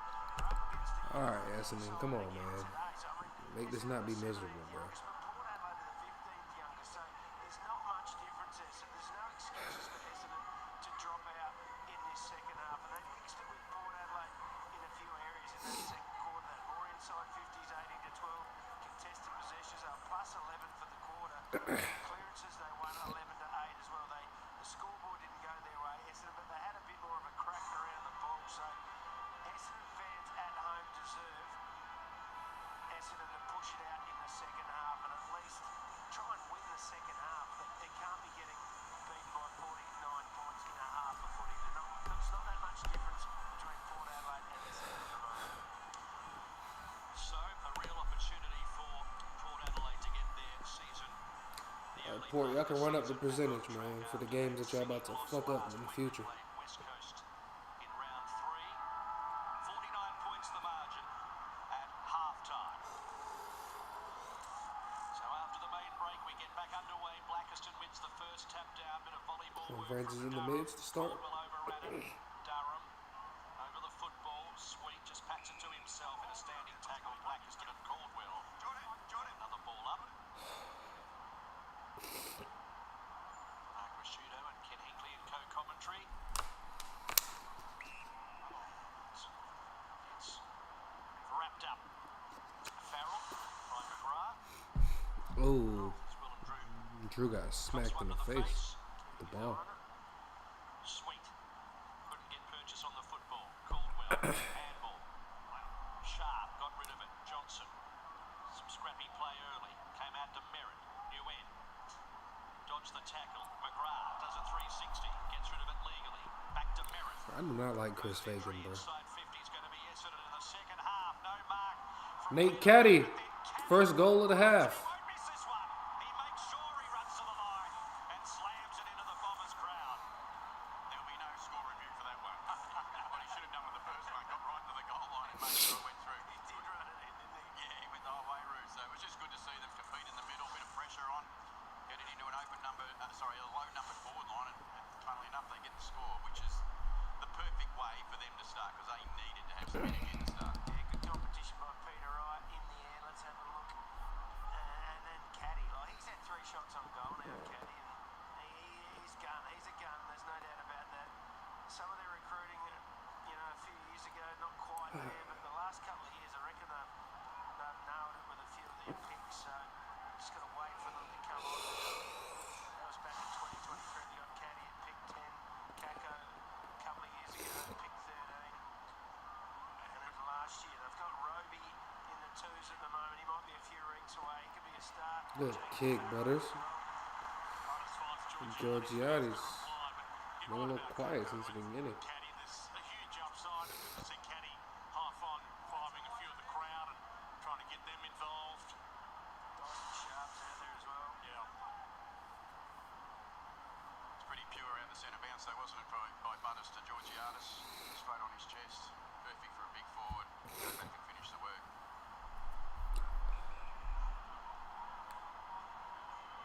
one so far. He's missed a couple of shots today. Mitch Georgiades is from directly out, and he's done it again.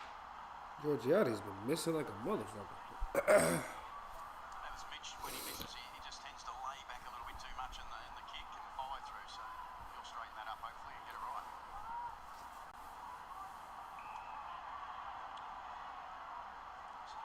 Reed, Johnson, toe poke, side 50, new end, Johnson, scamper away, new end, McGrath, Johnson, Caldwell, almost ran into a brick wall and then under pressure, just a little bit offline to Blackness to under Oh, pressure. fumble from Durham. Arrests the momentum. Inside 50 to Darcy Parish. From Darcy Parish.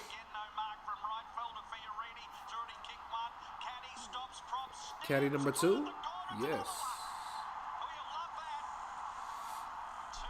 Caddy's good. I like Caddy.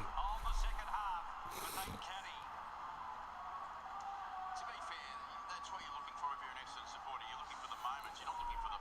You'd love the full game, but you'd love seeing a few moments. And Nate Caddy should just was really important for their future.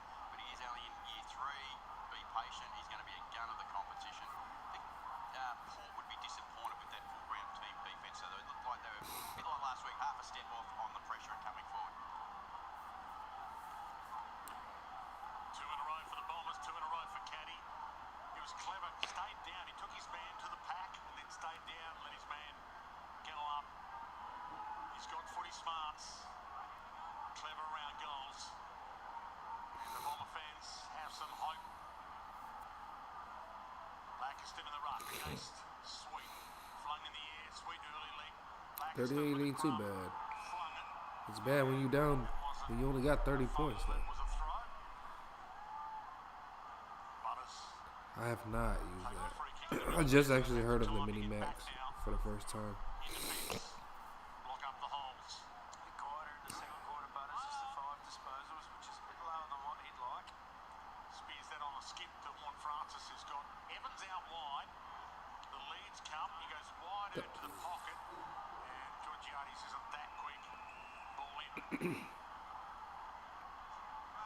How does everyone like the last disposal rule, Ken? It seems like it's been welcomed pretty well, I think. Yeah, I love the rule. I think it's a really good rule. I mean, we've had it in the sample, obviously, over here for a couple of years, so we're more than used to it. So Sweet almost caught it out of the rack. New end just paddling it to himself, but he loses the football. Burgoyne, Whitlock, Jones in the congestion. At the feet of Lukosius. Bombers under the pump here. Back out to Lukosius. Burgoyne needs an option. Tunnel ball. Whitlock fumbled. Mackay pressures here. This is ass, bro. That's holding the man. And it's going to be a free kick at the end of Essendon. So the pressure valve released. And Roberts comes up with it. Yeah, there's a different feeling here. That color? Right now, instead of Charlie didn't do that last game, did he? He played on. and took the mark. Probably should have been play on too, shouldn't it? The way he took off, he had to when he opened, looks in front of him. Oh, and he pokes it into the space. Willem Drew, centering kick. Easy grab. He takes the mark. Like, I'm looking at that, I'm looking at Zach Merritt, and I'm looking at there going, boy, should you be defending it? I think Drew's been running around with him a little bit now, so it's your turn to defend. It's in Port Adelaide's forward 50. Make sure you're aware of where he is.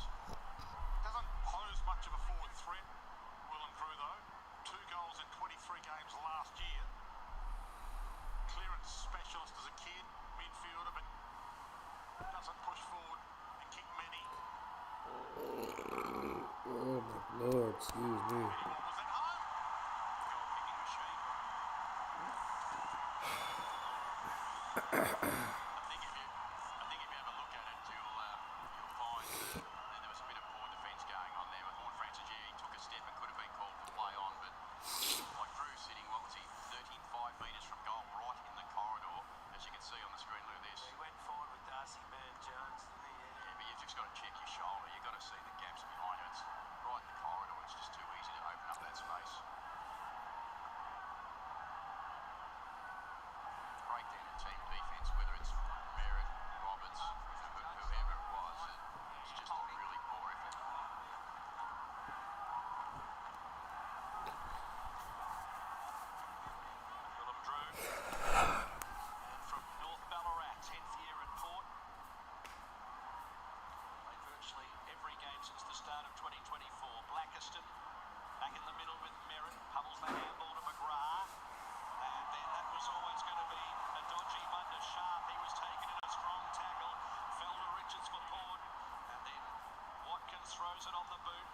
solidly by Georgiades, spat out to Blackiston, fends off Horne-Francis, no easy task, and then throws his teammate under the bus, Burgoyne, Watkins, little pitch and wedge, they could have raffled at Richards, Georgiades, Richards with the ball in the end, good tackle by Roberts, spill towards Georgiades, uses his body, Richards leading Georgiades, comes back to Richards, Watkins, he dodges around, beats one, gets it back, Butters, kicked for 50 and Horne-Francis.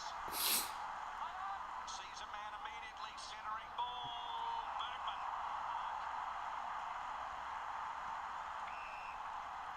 Well, at least they were there to put some pressure on that time, because a kick went in almost exactly the same spot, and caught a line up a little bit, to be honest. They're running forward now and looking So for every 50? opportunity they can to get the ball through. Oh, a bit of a clash there, Georgiades' face. By accident. That's where I think Bergman does his work, when he can get forward like that and just land on the end of a kick down there. He's such a good mark, and he's a massive kick, so he'll make the distance. He's run down from half back to receive that in the forward 50. Yep. Gave him the Coaches Award in 2023. Ken kicked one last week and matches that and becomes the 9th individual goal kicker for Port today. 9th individual goal kicker for Port. Port have started off okay. It's been probably Essendon, probably at the same time, maybe reasonable in the first 10 minutes, 5 minutes of this quarter, Roo, but Port now are back in charge, and just when it gets offside, it's like I'm watching midfielders who have got real talent in 20 metres of space everywhere on the ground, and I just don't know, is that a work rate issue? Is it an outnumbering problem? Is it an effort problem? There's some questions that I'm asking, but Leadership on the ground with Voss. yeah, well, there's all those sort of things that I'm looking at going, we're getting beaten badly. We need to at least bring effort in, energy and defence, and make sure we're all working hard. Guys, there's another injury concern for Essendon down here. Dyson Sharp came off hobbling. Looks like it might be an ankle injury that he's Dyson Sharp ankle Zach injury, Butters' bro. tackle as well. So Them boys keep an been eye on him fucked on the up. bench. Yeah, that's bad Them boys news in the there. West Coast. Pick 13 in last year's draft. Across the line. Mira spears it. And Aaliyah marks it, just showed it to the crowd for a second. It doesn't look good for Sharp, guys, as well, because he's hobbling up the race as well. Can hardly walk. All Australian under-18 captain. He's got some great footy future in front of him, but no more game time in front of him in this one. It doesn't look. Pryor, Reid, he's gagged again. Blackiston, they've been pulling their pants down in more ways than one. In this game, Port Adelaide, it's a couple of tackles that have seen Dax slip to these. Dersman. Dance step on where? Durham. Sets it up. Caddy's been the guy. Kako this time pulls into one-hander. Their injury list is growing already too. I know you said earlier, Ken, that it's not the be-all and end-all, but it does hurt, doesn't it? With Ridley out, centre foot out, Nick Bryan out, he's coming back from his knee. Nick Martin's out for the season. Angus Clark's out. Guelphy's out. And if you throw in a couple today with Sharp and Redmond, it's starting to hurt, test their depth when you rebuild. Yeah, that's when it hurts you the most, when you're young, and that's the difference. Port have got a pretty healthy list, and I looked at that before I come in today. Port's best team is nearly out of the park, or it's, Essendon are a fair way off that. But there's some other stuff that you can just bring, I reckon, that can be a bit better than what they're doing today.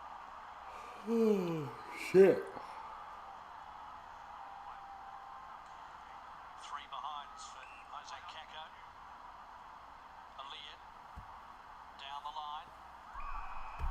Lukosius. Couple of bites of the cherry. Then down the throat of Burn Jones. Then props it Damn, to Cullen. Gordon Francis, who started a blaze of glory in this match. And then to young Whitlock. Coast to coast.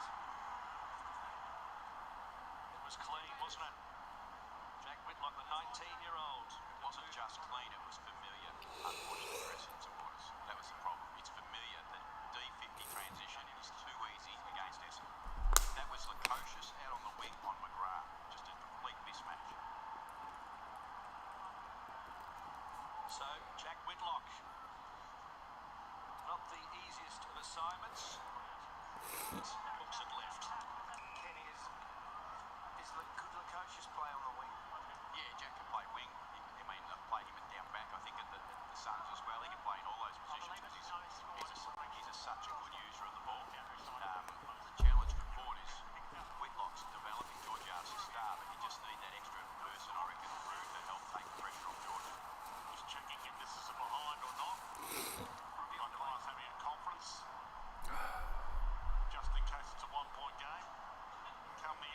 30%, but should last out the game. That's going to clear it up for you. Insufficient evidence. It's a red ball. Decision on scoreboard. I think I need to get a new phone too. I've had my phone for a while. It's not about if Essendon lose in many ways, it's about if they lose, how they lose. Correct, Dwayne. I reckon that's a great comment. It's how you lose sometimes. You expect you might lose, but how? That's their day. So you cramped up there, Johnson. Gee, it's early in the game to be cramped. You cramping in the fucking third quarter? Cramping up, heads out wide, off hands. Body just gave up on you guys, ain't it? Well, he can't move. Horn Francis by himself. 17 remain 10 at the moment. Sweet looks around. Bird Jones trying to sizzle it inside 50 on the deck. Parrish goes and gets it. Perkins, Durham, Merritt. Perkins, some room to roam. They come at him, two come at him. So Blackerson's free.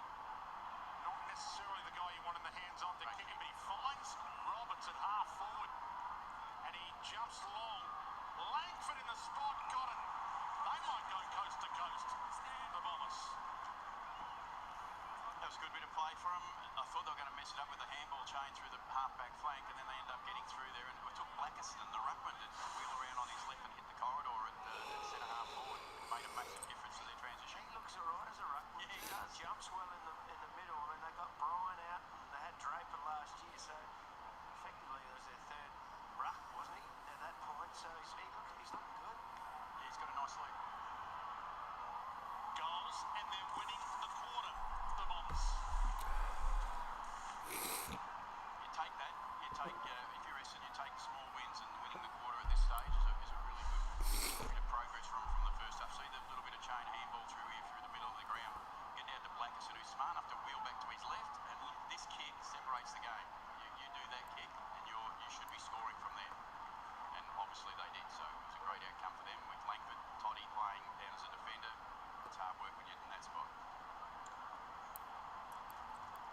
So Cole Langford, Braden Fiorini, Sam Durham, single goals for Essendon, 2 for Nate Caddy in the match so far. They've been much better since quarter time. Essendon, they're leading a lot of the areas, contested ball clearances inside 50s since quarter time. So at least they're having a crack. It's 6-3 to 4-4 since quarter time, Root. Yep. Parrish made sure it got to Durham. Sweeping handball. Roberts looks left, looks right, eventually goes left. Fiorini, good smother. Evans out of play. Been solid, Logan Evans. I reckon he's had a good game at half time. I'll be pleased with that performance. Oh, here's a worry. Connor Rosie. Yeah, we'll keep an eye on that. Was he cramping or something? Hamstring or what's it? I think it's cramp. Cramp, okay. Well, that would be the best result, cramp. Yeah, great result. It's cramp. What does the wave mean, Ken? Hello. How are you going? Do they always need stop help. play for cramp? Well, I think until they're sure, though, Dwayne, they've got to be sure that it's not cramp, I would imagine. So, but yes, I have seen them stop play for cramp in the past, which I don't agree with. I haven't seen anyone cramp that bad early in the third quarter. That looks a little worse than cramp to me. It could be cramp. For a seasoned player, surely not. Damn. Yeah, the concern on his face. So, yeah, he looks pretty head down to Kelly Underwood and Sean Berg. I think this might have been the one again. It did look like he grabbed his hamstring when he first spoke to the doctor. Can't tell anything out of that. I saw it live. It looked like he might have grabbed the top of his hamstring. As soon as he went down, I thought it was hammy. But we'll have Well, this is the week of the hamstring, if indeed that is a hamstring. It's a big injury if it's a hamstring up high. That's probably tendon range, which tends to be long time. Their story this year, the hamstrings. They are, this round especially. Well, not back toward the boundary, and they're without their captain for maybe the rest of the game. Port Adelaide. Bombers down a couple as well, with Redmond out for the game. Ooh. That looked like some type of hyperextension or something. Ooh. Oh, he It looked like he overextended. Yeah. Okay, he's done that before. It looked like a hyperextension or something. He just fucking. I know that, but I don't know about overextending like that. 2 point play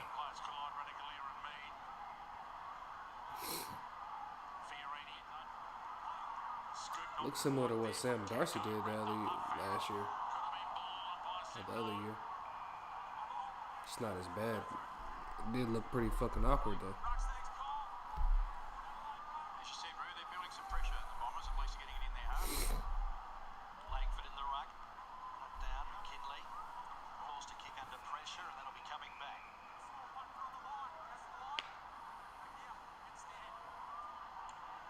Fiorini.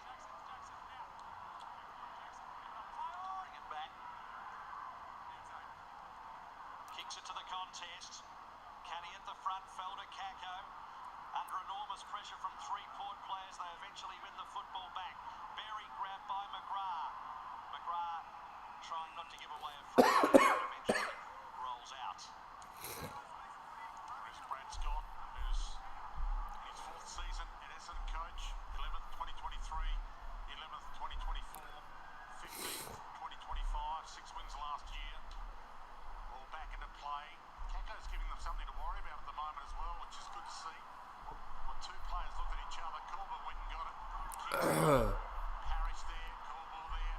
Port Adelaide swarm around it. Georgiades right back there. McGrath, not sure what that was.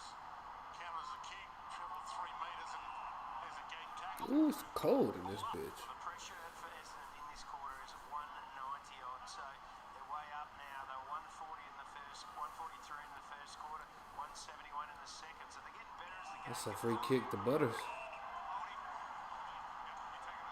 Butters gets a free kick. It's the story, one of the stories of the third quarter is Connor Rosie. Rosie watched at this point. Willem Drew got cramp now as well. Aaliyah. It's that time of day where you're going to have 6 or 7 of them by the end of each team, I reckon. Really struggling. You'll probably get a pretty boring last quarter, I'd imagine, with a bit of chipping. That's when Ken Hinkley's introduced to the television expression that's called padding. Padding. A half an hour. Welcome to the team, Ken. Berry. And again, they work it down the line. Sits it up for Georgiades. Takes on Contagianis. But the boundary line beats them both. There's no ice there yet. No, it's watching. Ooh, he's ginger as fuck. Looks like trying to give the left hammy a stretch.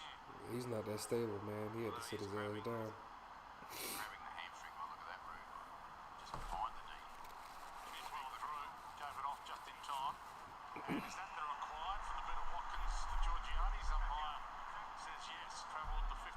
If the distance is now 7 or 8, Yes. it definitely is. No prize to me as well. I think you're pretty accurate with that one. Look, maybe it was 13. It's 4 metres outside 50 and he's marked at 5 metres inside. Do the maths, Matt. You're a numbers man. Equals play on. Thank you. 1 goal 2. And a couple that have missed completely from Mr. Georgiades, but almost the more difficult the kick, the better he is. Kick one from this pocket on the hook around. And drills that. Dead centre.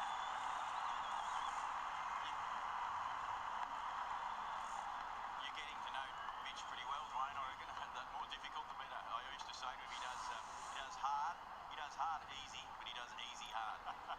So here's Rosie with the chase. Does look as if He does grab that hamstring. from that, thigh or hamstring. And it'll be interesting to see if we can get his chat with the doctor will be an interesting watch.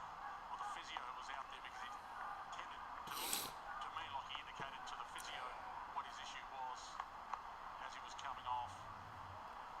But in the meantime, margin back out to 49 points, which was the half-time margin. 2 goals, 2 for Mitch Georgiades. Here's your interesting ruck battle. Bailey Humphrey has been offered 2-match suspension from the Morris tackle. Big names combined. Down to Lukosius, grabbed it off the ground, almost a half volley. Berry, Drew, up the spine, Durden. And again.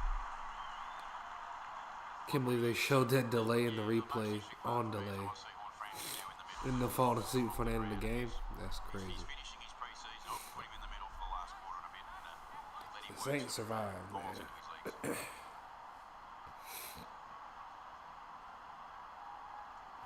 Oh, it's cold, bro. It's chilly out this motherfucker. Straight goal, lining up directly in front. Durden, can you get your second goal?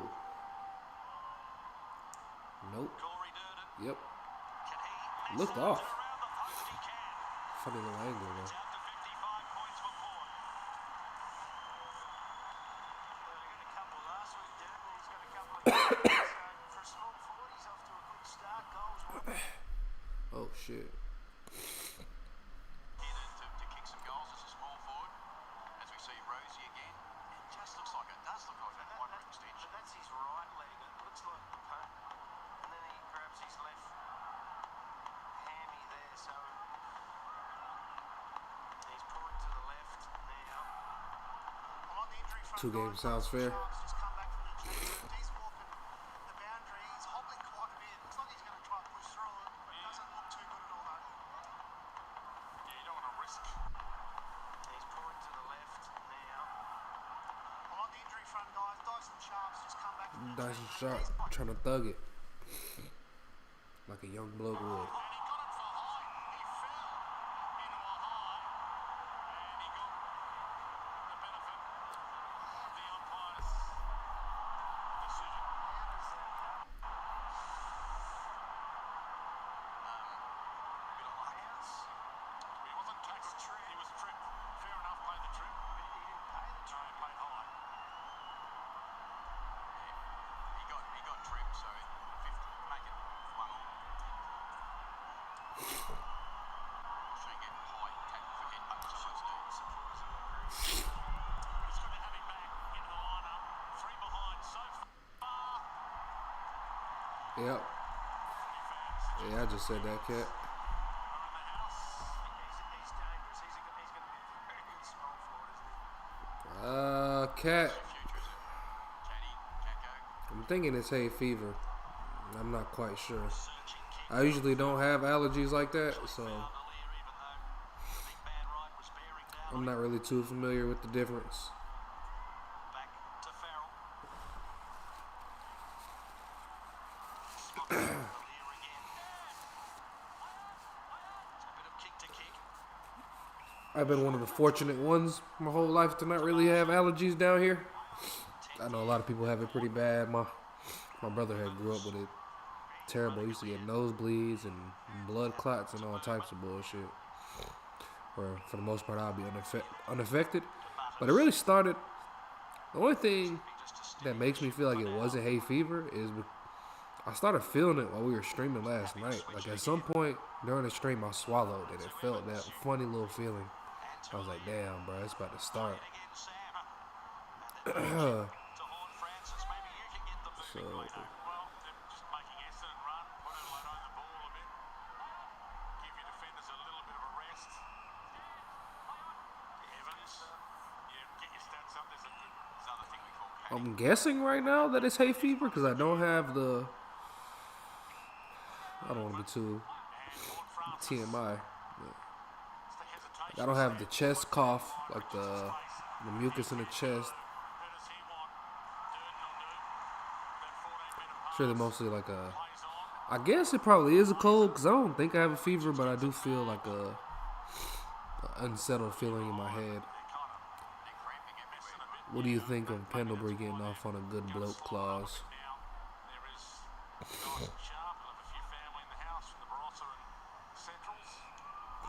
Well, the umpire has just collided. Durham has been grabbed holding the ball. Hunter's worse for wear from that collision with the umpire, I think. Richards wants to palm it off. No one else has been able to bring Butters down. The umpire brought him down. I reckon he's just making it look like he got hurt. Just being told it's not a knee. If you don't have any other symptoms of runny nose, allergies, if you get a sore throat, I don't think I have a sore throat. I got like a little tickling, like a little tickle.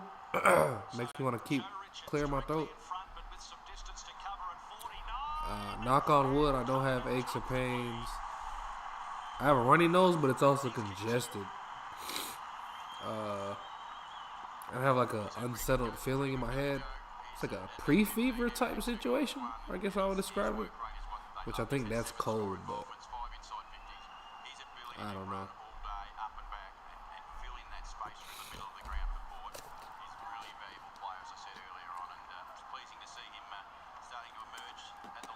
I don't feel terrible. It's just the problem is I don't want it to disrupt my sleep, especially at the end of the week. Like during the footy days where I got to stream, I really don't be getting that much sleep. So the last thing I would want is the next 3-4 days that I'm not streaming for my sleep to be interrupted just to go into another footy game, another week of footy, not getting no sleep, and that's gonna be like a whole week.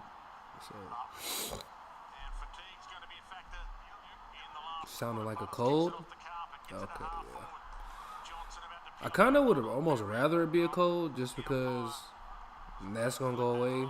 With hay fever, it's just as long as that pollen's out, you're just going to have to put up with it. And like I said, I really haven't had a history of hay fever. The one time I had an issue with hay fever was when I went back to my old house and I had to cut the grass, and we let the grass get way too long. Excuse me, shit.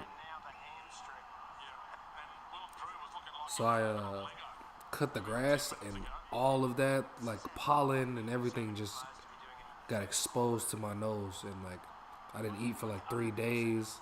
I didn't have an appetite at all, and it just felt bad, bro. That was like my only experience with hay fever. My cold I had a couple weeks ago started as a throat tickle. Yeah, mine started with the little, you know, when you swallow and then you feel it, like, I guess it's like swollen lymph nodes, I want to say. Like, out of nowhere, like, while we were streaming last night during one of the games, I just felt it, and I was like, damn. So, I mean, that would make sense, because it's not like pollen's in the house, and it just all of a sudden irritated me.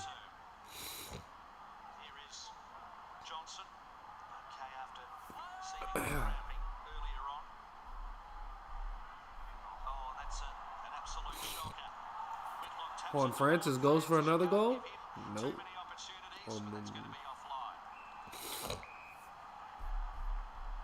I'm getting a little chills.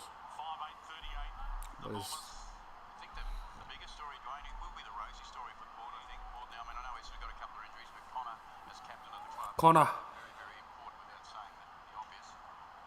Ooh, it's chilly.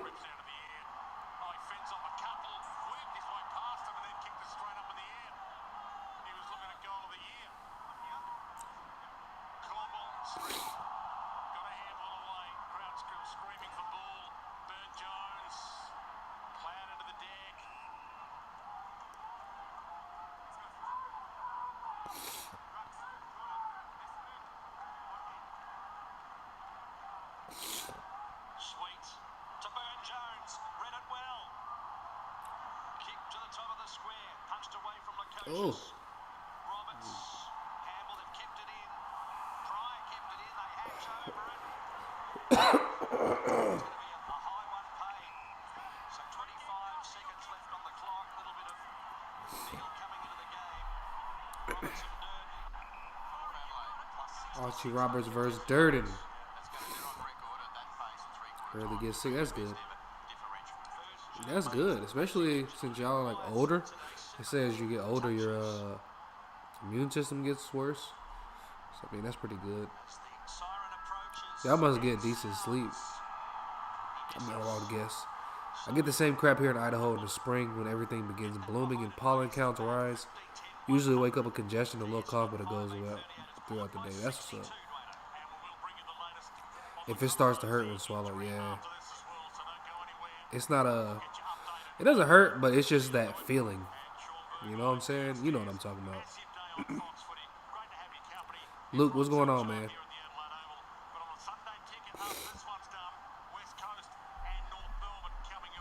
Alright, hold on. Gotta use the restroom real quick for this next quarter. Be right back. Ugh. Where my slides at?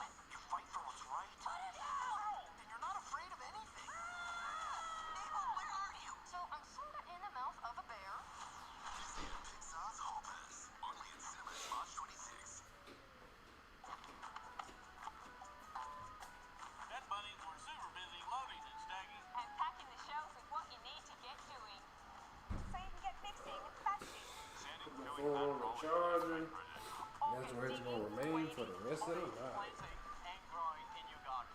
And as always, where you find a competitor's lower price on the same in-stock item. We won't just match it. We'll beat it by 10%. Lowest prices are just the beginning.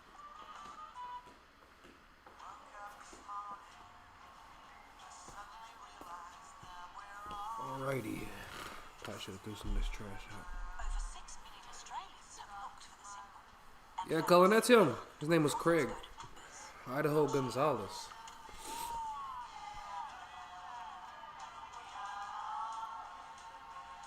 I think it's you can blame YouTube for having that confusion. Look for the symbol and find a fund run for you. Last 3 quarters was a lot more encouraged. I'm worried, bound to have teething problems with new coach, new players, new game plan. Listen, seeking a whiz with the ability to conjure magical results from thin air. Steel was fantastic for us, so was Gone, Sharp, and Langdon. I love casting spells. 150k. And it's in Hawthorne. It's perfect for you. Sounds magical. For the best job matches. And you shall find. Everybody remembers Craig now. Easter lunch, delicious. Yeah, Craig. It seems like YouTube is the reason is to change the name because the name didn't used to have the @ sign, so it was like not a username. And just It was just like $24 a a kilo. actual name, if you get what I'm saying. And now it seems like YouTube is going by the actual usernames. Coles delivers the goods this Easter with Arnott's ice I don't know cold why they ice switched cream it. for just $8 a tub. Make your Easter lunch delicious at Coles. You're watching Sunday Ticket on Fox. Ooh, it's chilly. The story so far, well, Essendon kicked the first goal and then Jordan the swing back into Port Adelaide's lineup this week. Got the party started. Can't be many AFL fans in Idaho. Yeah. Lever's losing his pace. Bruh, Lever got put in a blender. Not last game. Who was it? Was it against the Saints, bro? Yeah, he just got. It was looking terrible. There's one particular play is what I'm talking about.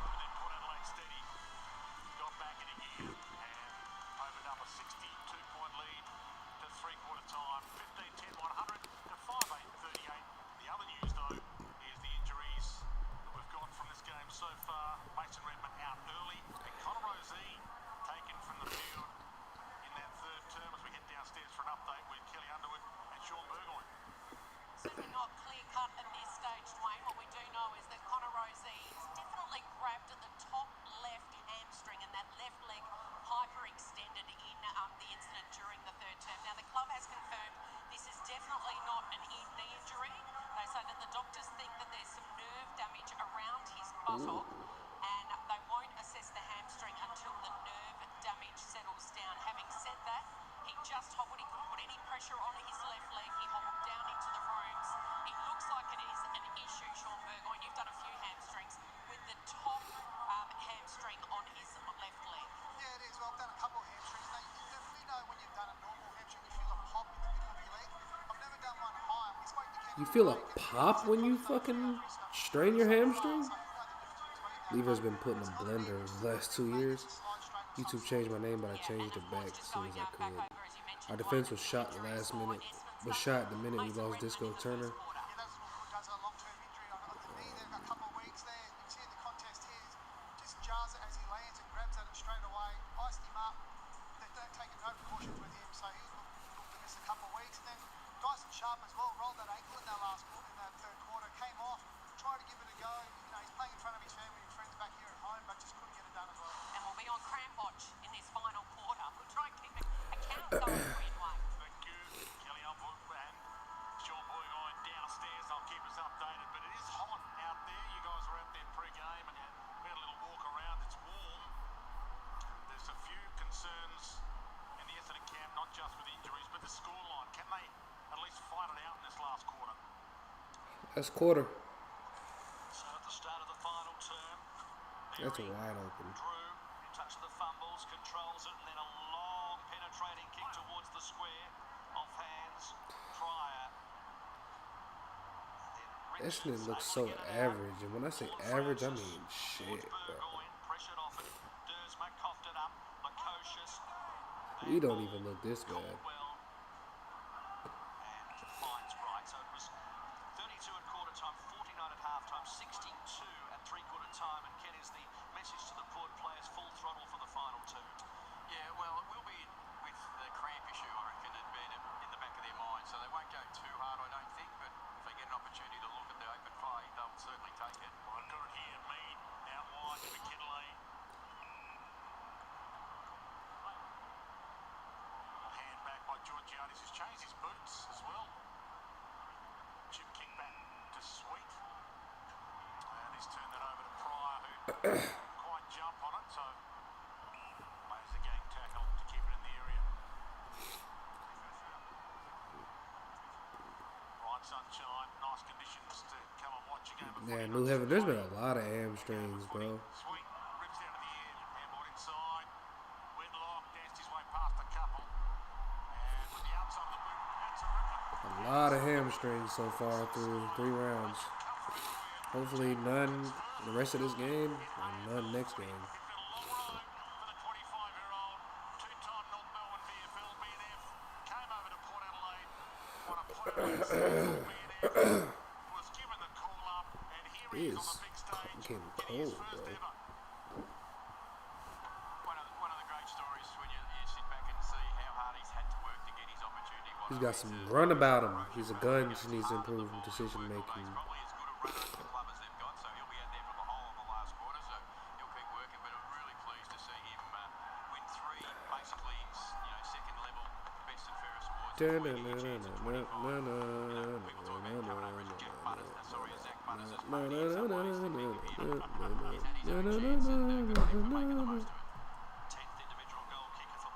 Jack Watkins was the number 4 pick.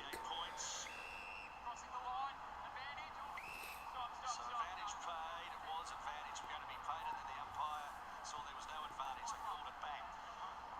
You know why, mate? He called advantage, but Essendon had the ball. It was Port's free.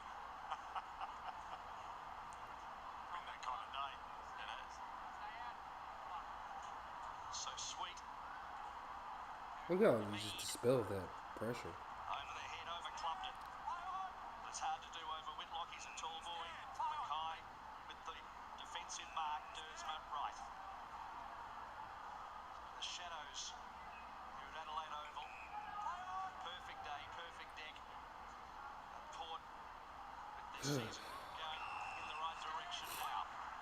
Evans laterally to Horn Francis. Who's one-on-one with Caddy there, Evans. That was a bad kick. What the fuck? A little bit ambitious. Drew Horn Francis.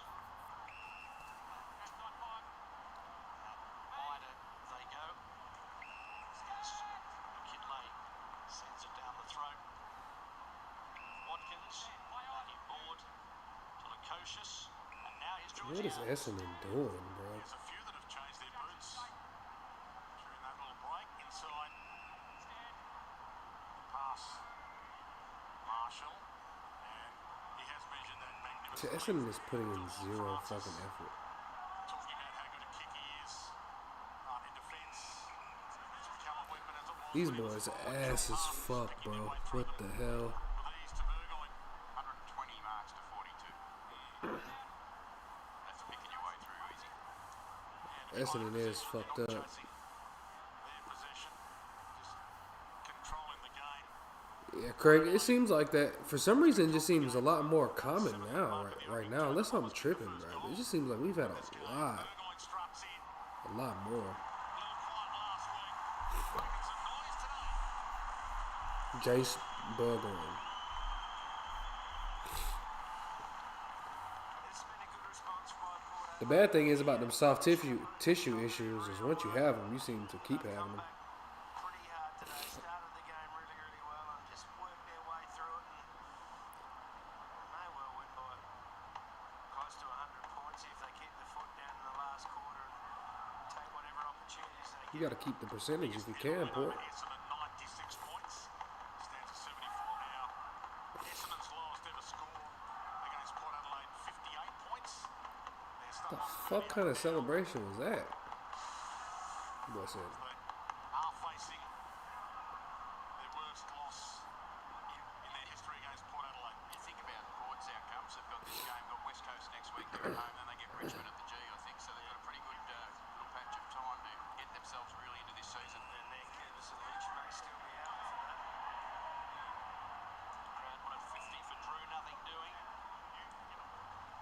Cruises.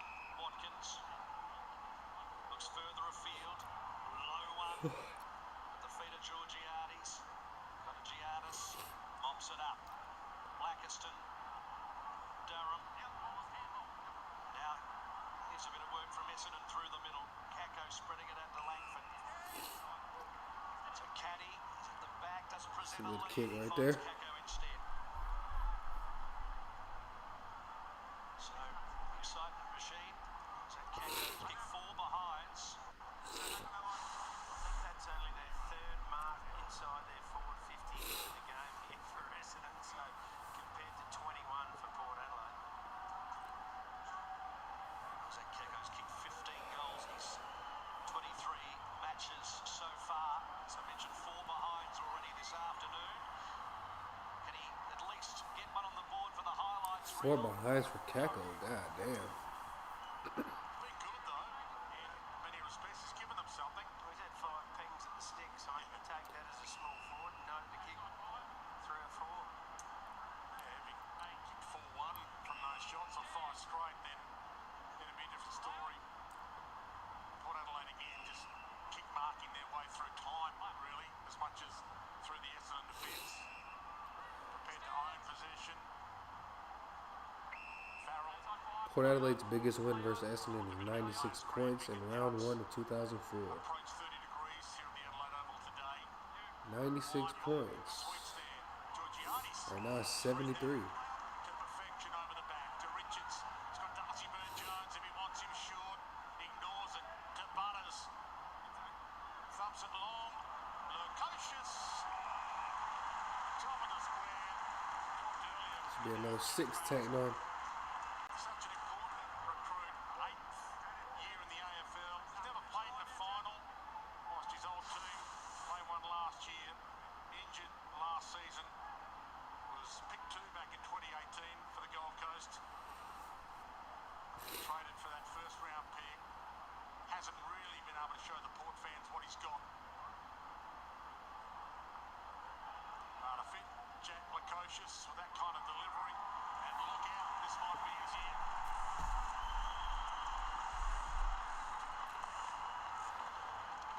Yep, he could be a very good Scott, what's going on, man? question marks on what he'll put out. We know he's got bucket loads of talent. Just needs a good run out. And Essendon, they just look like they're dropping off a little bit here. Just a little Port Adelaide, they have way too many marks. They let Hawthorn do the same thing last week. You would have thought they'd learn from that. Maybe they know about it. They're just not capable. They gave up 157 marks to Hawthorn last week. They're on track again for that, are they? They're on 130 now. Well, that's where you get all those questions around where you're at and what you're doing and what have you improved in. There's some simple things you can try to improve in, but if you don't bring genuine pressure and effort, you won't. 3 goal assists for Horn Francis today. Second most in his career. Butters' entry inside 50. Over the head of most of them, and then Pryor swung round by Durden in authoritative fashion and out. So can it be Brad Scott after last week and leading into this week? Surely you're saying we can't allow the opposition to have 150 marks. They're going to chip their ball down. And that's why they had 69 inside 50s to 40 last week. We can't repeat that, and they have. Yeah, that's the trouble, but without being in there and knowing exactly what they're doing, it's a bit harder to actually be clear enough with my answer, if I'm being honest. But you're not going to let a side do it. Last week they just chipped the ball down and ended up having 69 inside 50s. Bobber's heading Yeah, so for Port last week was a mulligan. to the bottom of the ladder where they belong. For Essendon, maybe 2 weeks in a row, same thing. It's a trend off the back of 13 Another losses in a row semi-dacking. to finish last season. Roberts given the full tour of the stadium there. Burgoyne, we won't go all the way home. A casual bounce. Who does he want? He was indecisive. He went halfway between the two, having a shot and passing it. Did neither. Pryor out wide. Mackay a red touch. And maybe they'll play some precision footy now. The Bombers. Johnson with the football. 11th game of AFL. Potential wooden spooners. Set it out for Roberts. They're definitely in contention for it. We're at 22 touches. They may be the 40 favorites. kicks, 8 handballs.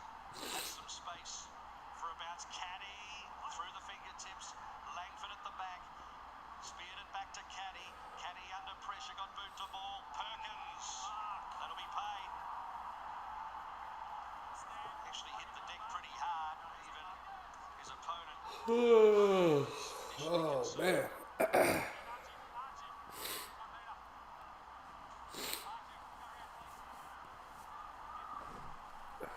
He's a high draft pick, and they probably need, or they definitely need to have got more out of him. Unfortunately, they haven't been able to do that yet. Let's hope that his best football is still to come that's in front of him. So Archie the Perkins. opportunity to play as many AFL games will be really important. He's got the attitude.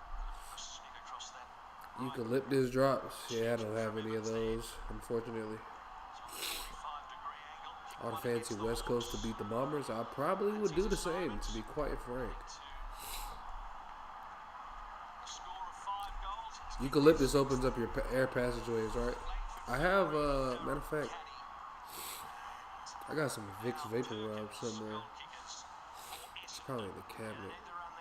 I'll put some of that on before I go to bed. Today it's going to be hard with the 2 injured players to run the last quarter out, being 17th youngest side in the competition, but they need to find a way.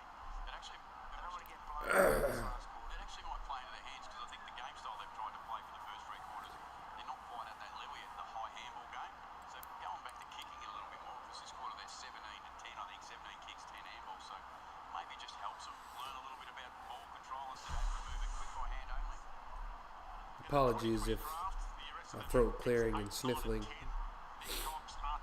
and other various noises are distracting and or annoying. Was a strange draft. That draft, Burgoyne drops into a high.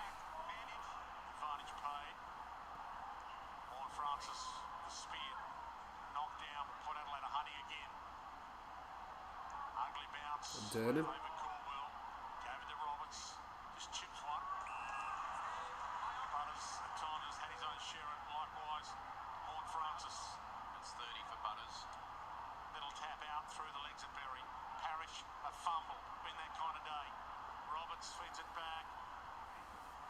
It's a Perkins low ball. He does dive. And It's not pick it beyond up. the realms of Roberts possibility. from the deck. That was a great mark in the last quarter. Well done. Oh, that kick's dangerous. Burn-Jones picks off the low-hanging fruit to Berry. Back to Burn-Jones.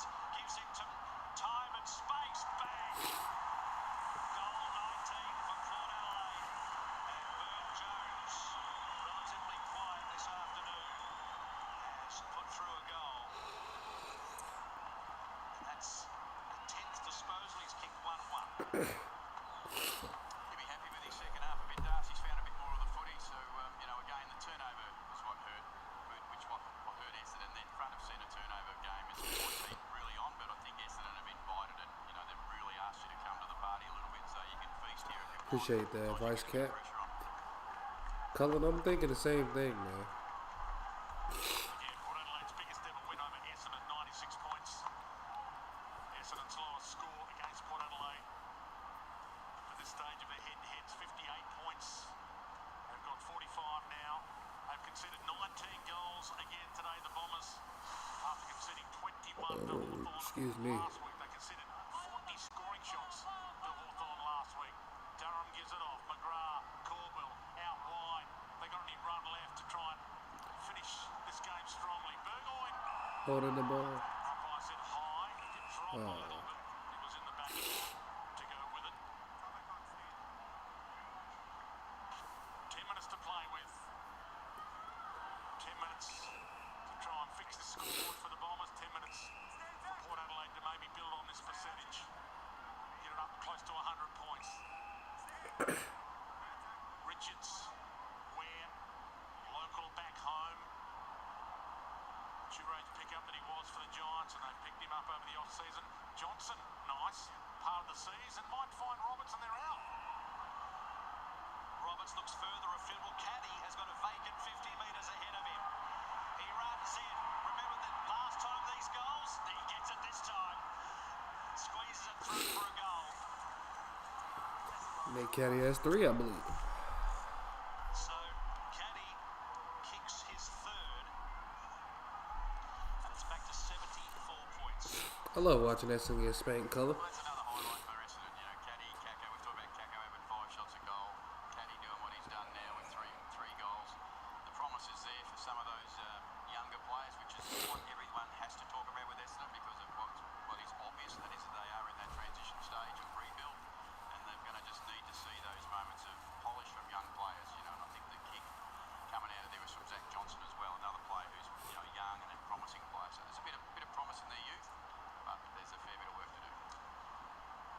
couple of picks that look like they've nailed. Nate Kenny picked 10. Archie Robertson picked 54, 2023. Huge upside as well. Caldwell heads in the caddy direction. Got hands on it. Oh, who is that? Somebody holding the ankle. Robertson plays on to advantage. Works his way past a couple. Well, Kako deserves one. Got it. Gets one. Kako, finally.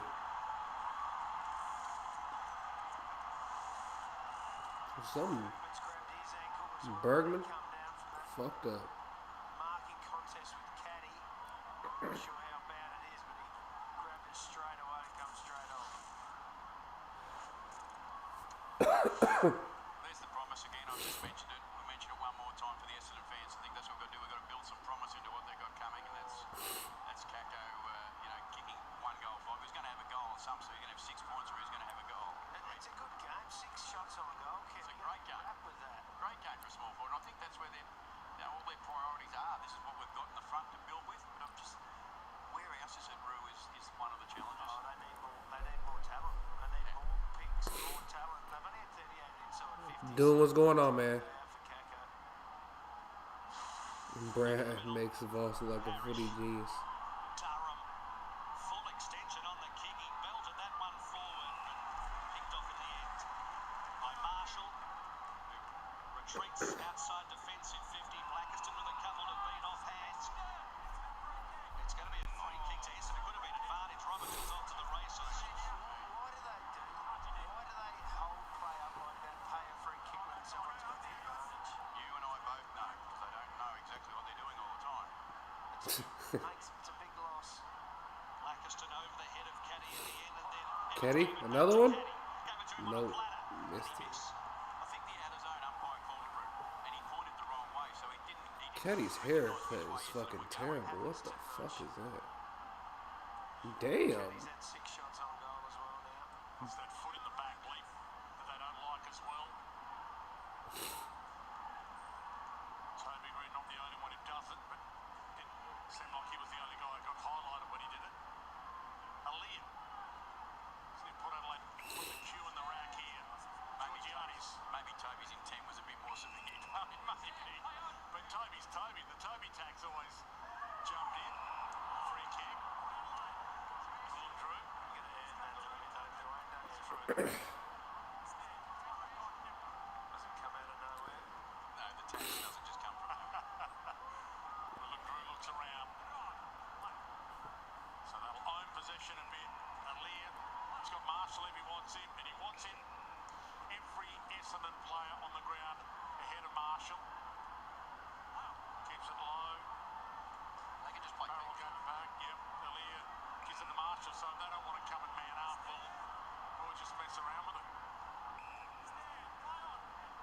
Kenman just trotting off the but with the Rosie issue is this time you're just 7.5 minutes going to protection mode. Yeah, they'll be just trying to ice the game. They won't be. Back on top of the tipping ladder, I see. Can't believe one person tipped the bomber and they have been severe. They must have been severely intoxicated.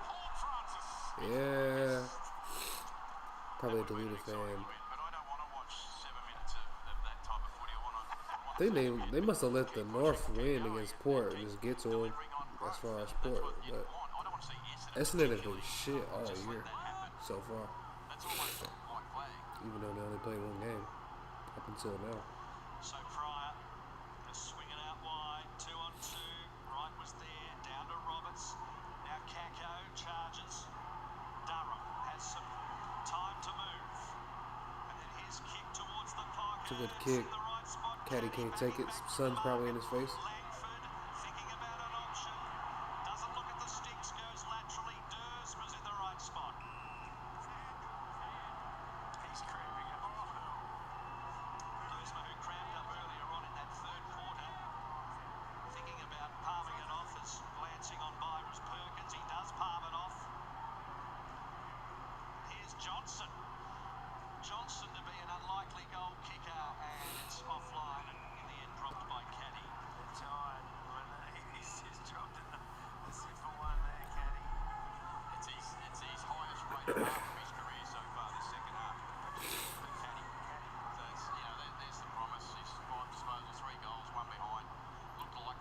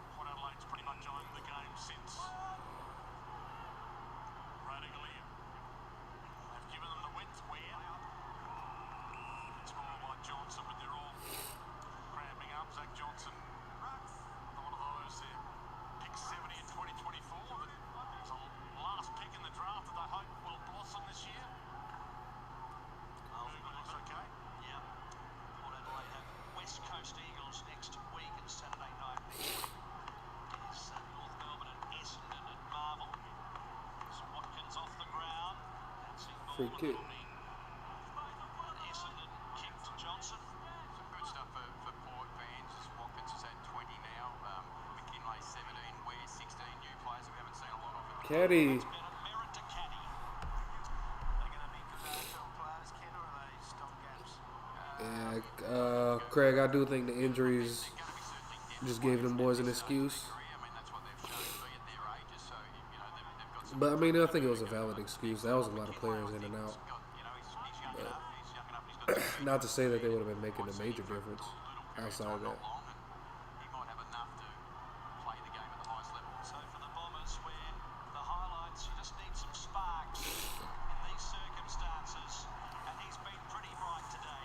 Caddy's been pretty good. Caddy kicks his fourth. He's kicked 4-3, 12 disposals, but 4-3 for the Rare bright spot for Essendon. now 62 points. Said at the start of the game, O'Leary has had 16 goals kicked on him in his last 4 games with his direct opponents. Now, he hasn't been on Caddy all day, but he was for up until about halfway through the third, I think.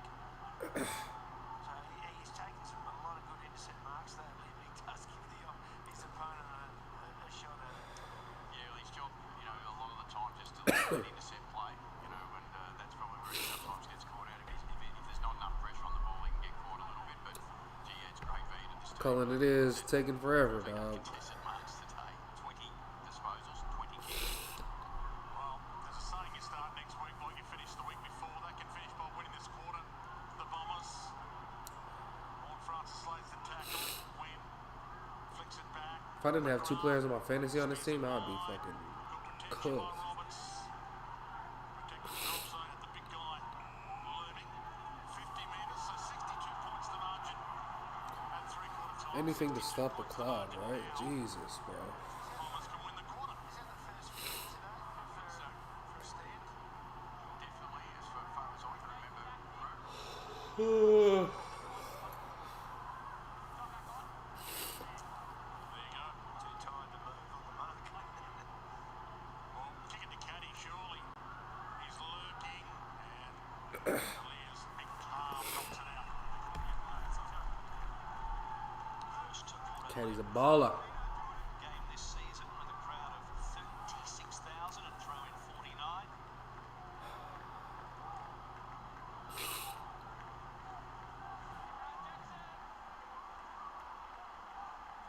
So right and swing. It's tapped it down. Here scrapping forward with Merritt and I think the process. 24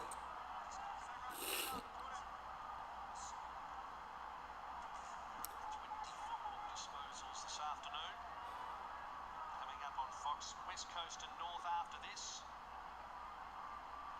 Wright bats it down. Caldwell in front of goal and stuck it in.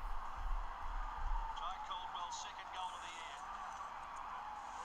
They've kicked 5 in the last quarter, which is what you can ask for. They only kicked 5 goals for the first 3 quarters before that, so it's a good finish by Essendon with a couple on the bench at 3/4 time. It's been a great last quarter. The last 3 quarters, Ruin, I know it doesn't feel like the sort of game, but the last 3 quarters, 35 entries to 37, Essendon's favour.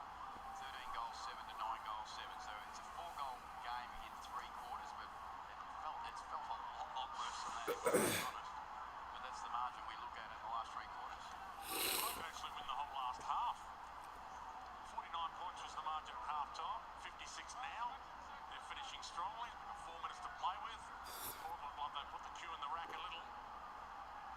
Bergman done for the day. Rosie done for the day. And the Bombers aren't done for the day. Kicked off the deck by Mead. All the way towards half forward. Berry couldn't trap it. They're running this one out. Roberts has been great. Giving them something in this last quarter. Out wide. No arm chop. Was in the right spot for Urini, but couldn't complete the deal. Drew, Mead, Butters, Darcy Jones,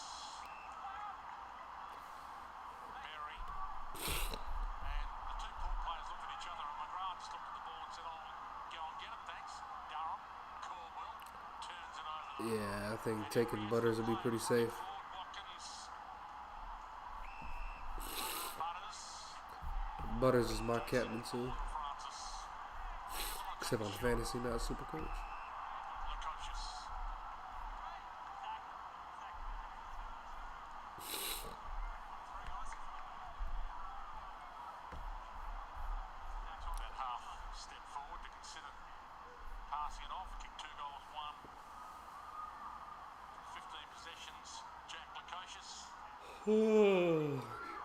Oh man. Why is the clock stopped? He's a craftsman. That's what he is. He's a finisher. That's exactly what he is. He's a finisher. And he's kicked 3 goals now. And I think the other positives for the board today with their team, you know, we should start to look for some positives. I think Evans has been a positive for them. I think Berry's found a fair bit of the footy. Horn Francis, I reckon, will be the best positive. I mean, Butters has played unbelievable at 35, but Horn Francis with 24, 11 score involved, 3 goals too. Really important to get him into that sort of form. As I said, Berry McKinlay's had a bit of the footy. Coach's kicking 3-1. I know it's been a low pressure game for the Port forwards, but I think there's some good things coming out of there. Sweet's been okay in the ruck, I think, and done some nice things. Positives. Whitlock does his bits and pieces. So there's lots of little things you look at. How did Tom Matthews play at KC Camp? I know that they're actually a bit of fun too with Blackiston right now, but there's some positives for both clubs, albeit it's been a challenging afternoon.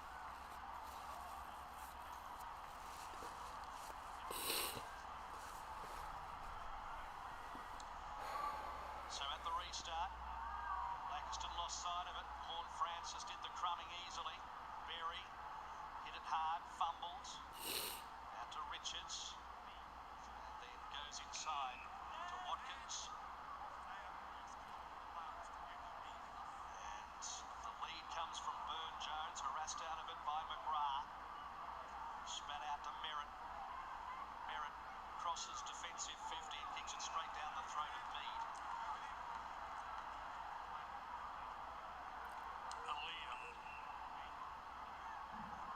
Burgoyne, talking about the positives for a few of the Port Adelaide players. Big positive for Josh Carr as well. His first win as an AFL coach coming up. Will he get the Gatorade shower, Ken? Where to Watkins. Spins the ball in the palm of his hands. Had a nice afternoon as well. 25-year-old. Pokes it back to Ware. South Australian back home. Picked up by Port in the off-season. And now Ewan McKinlay. Third game for the 22-year-old. Mid-season pick last year. Takes a few seconds. His heart rate down. Swan McKinley. And used the full allotment of time as if he was having a shot, and then went to Burgoyne. And he goes back. I think if the captains got together right now, they'd just call it off. Cricket style. Connor's off the ground, so it's going to be hard. True. So less than a minute to play. Speaking of Josh Carr, a guest on AFL 360 tomorrow night. A bit happier after the win. Evans to Marshall. Can't look forward to getting on those shows after a loss, Ken. No, you always want to know what the draw was like. Positives for both clubs. So this final minute's not going to be a minute of life that we'll get back, but it's going to be a big win for Port Adelaide this season. Back on track early. That long kick, Whitlock couldn't make. Can Horn Francis finish with a highlight here? Handball inboard to Butters. Butters tries to manufacture a check side, goes through from behind. Mark 165 for the day.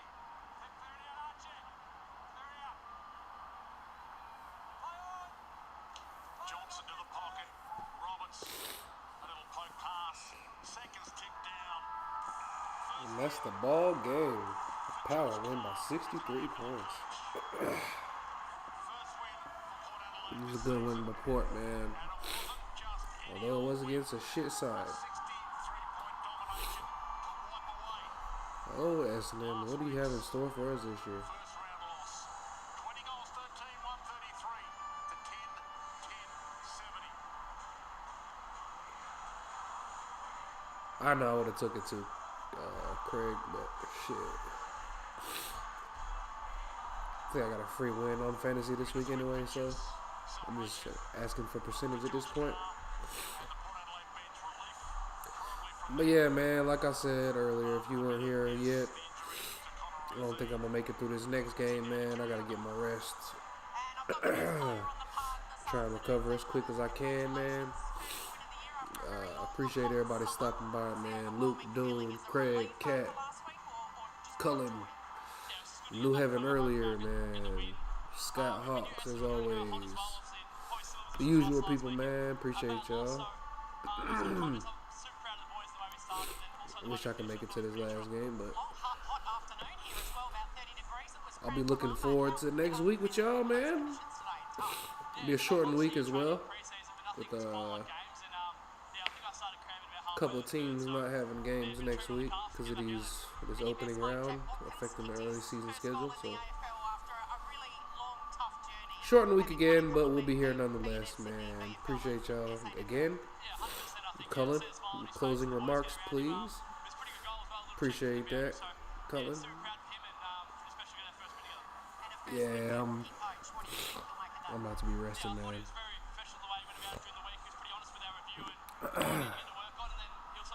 Y'all enjoy the rest of y'all night, man.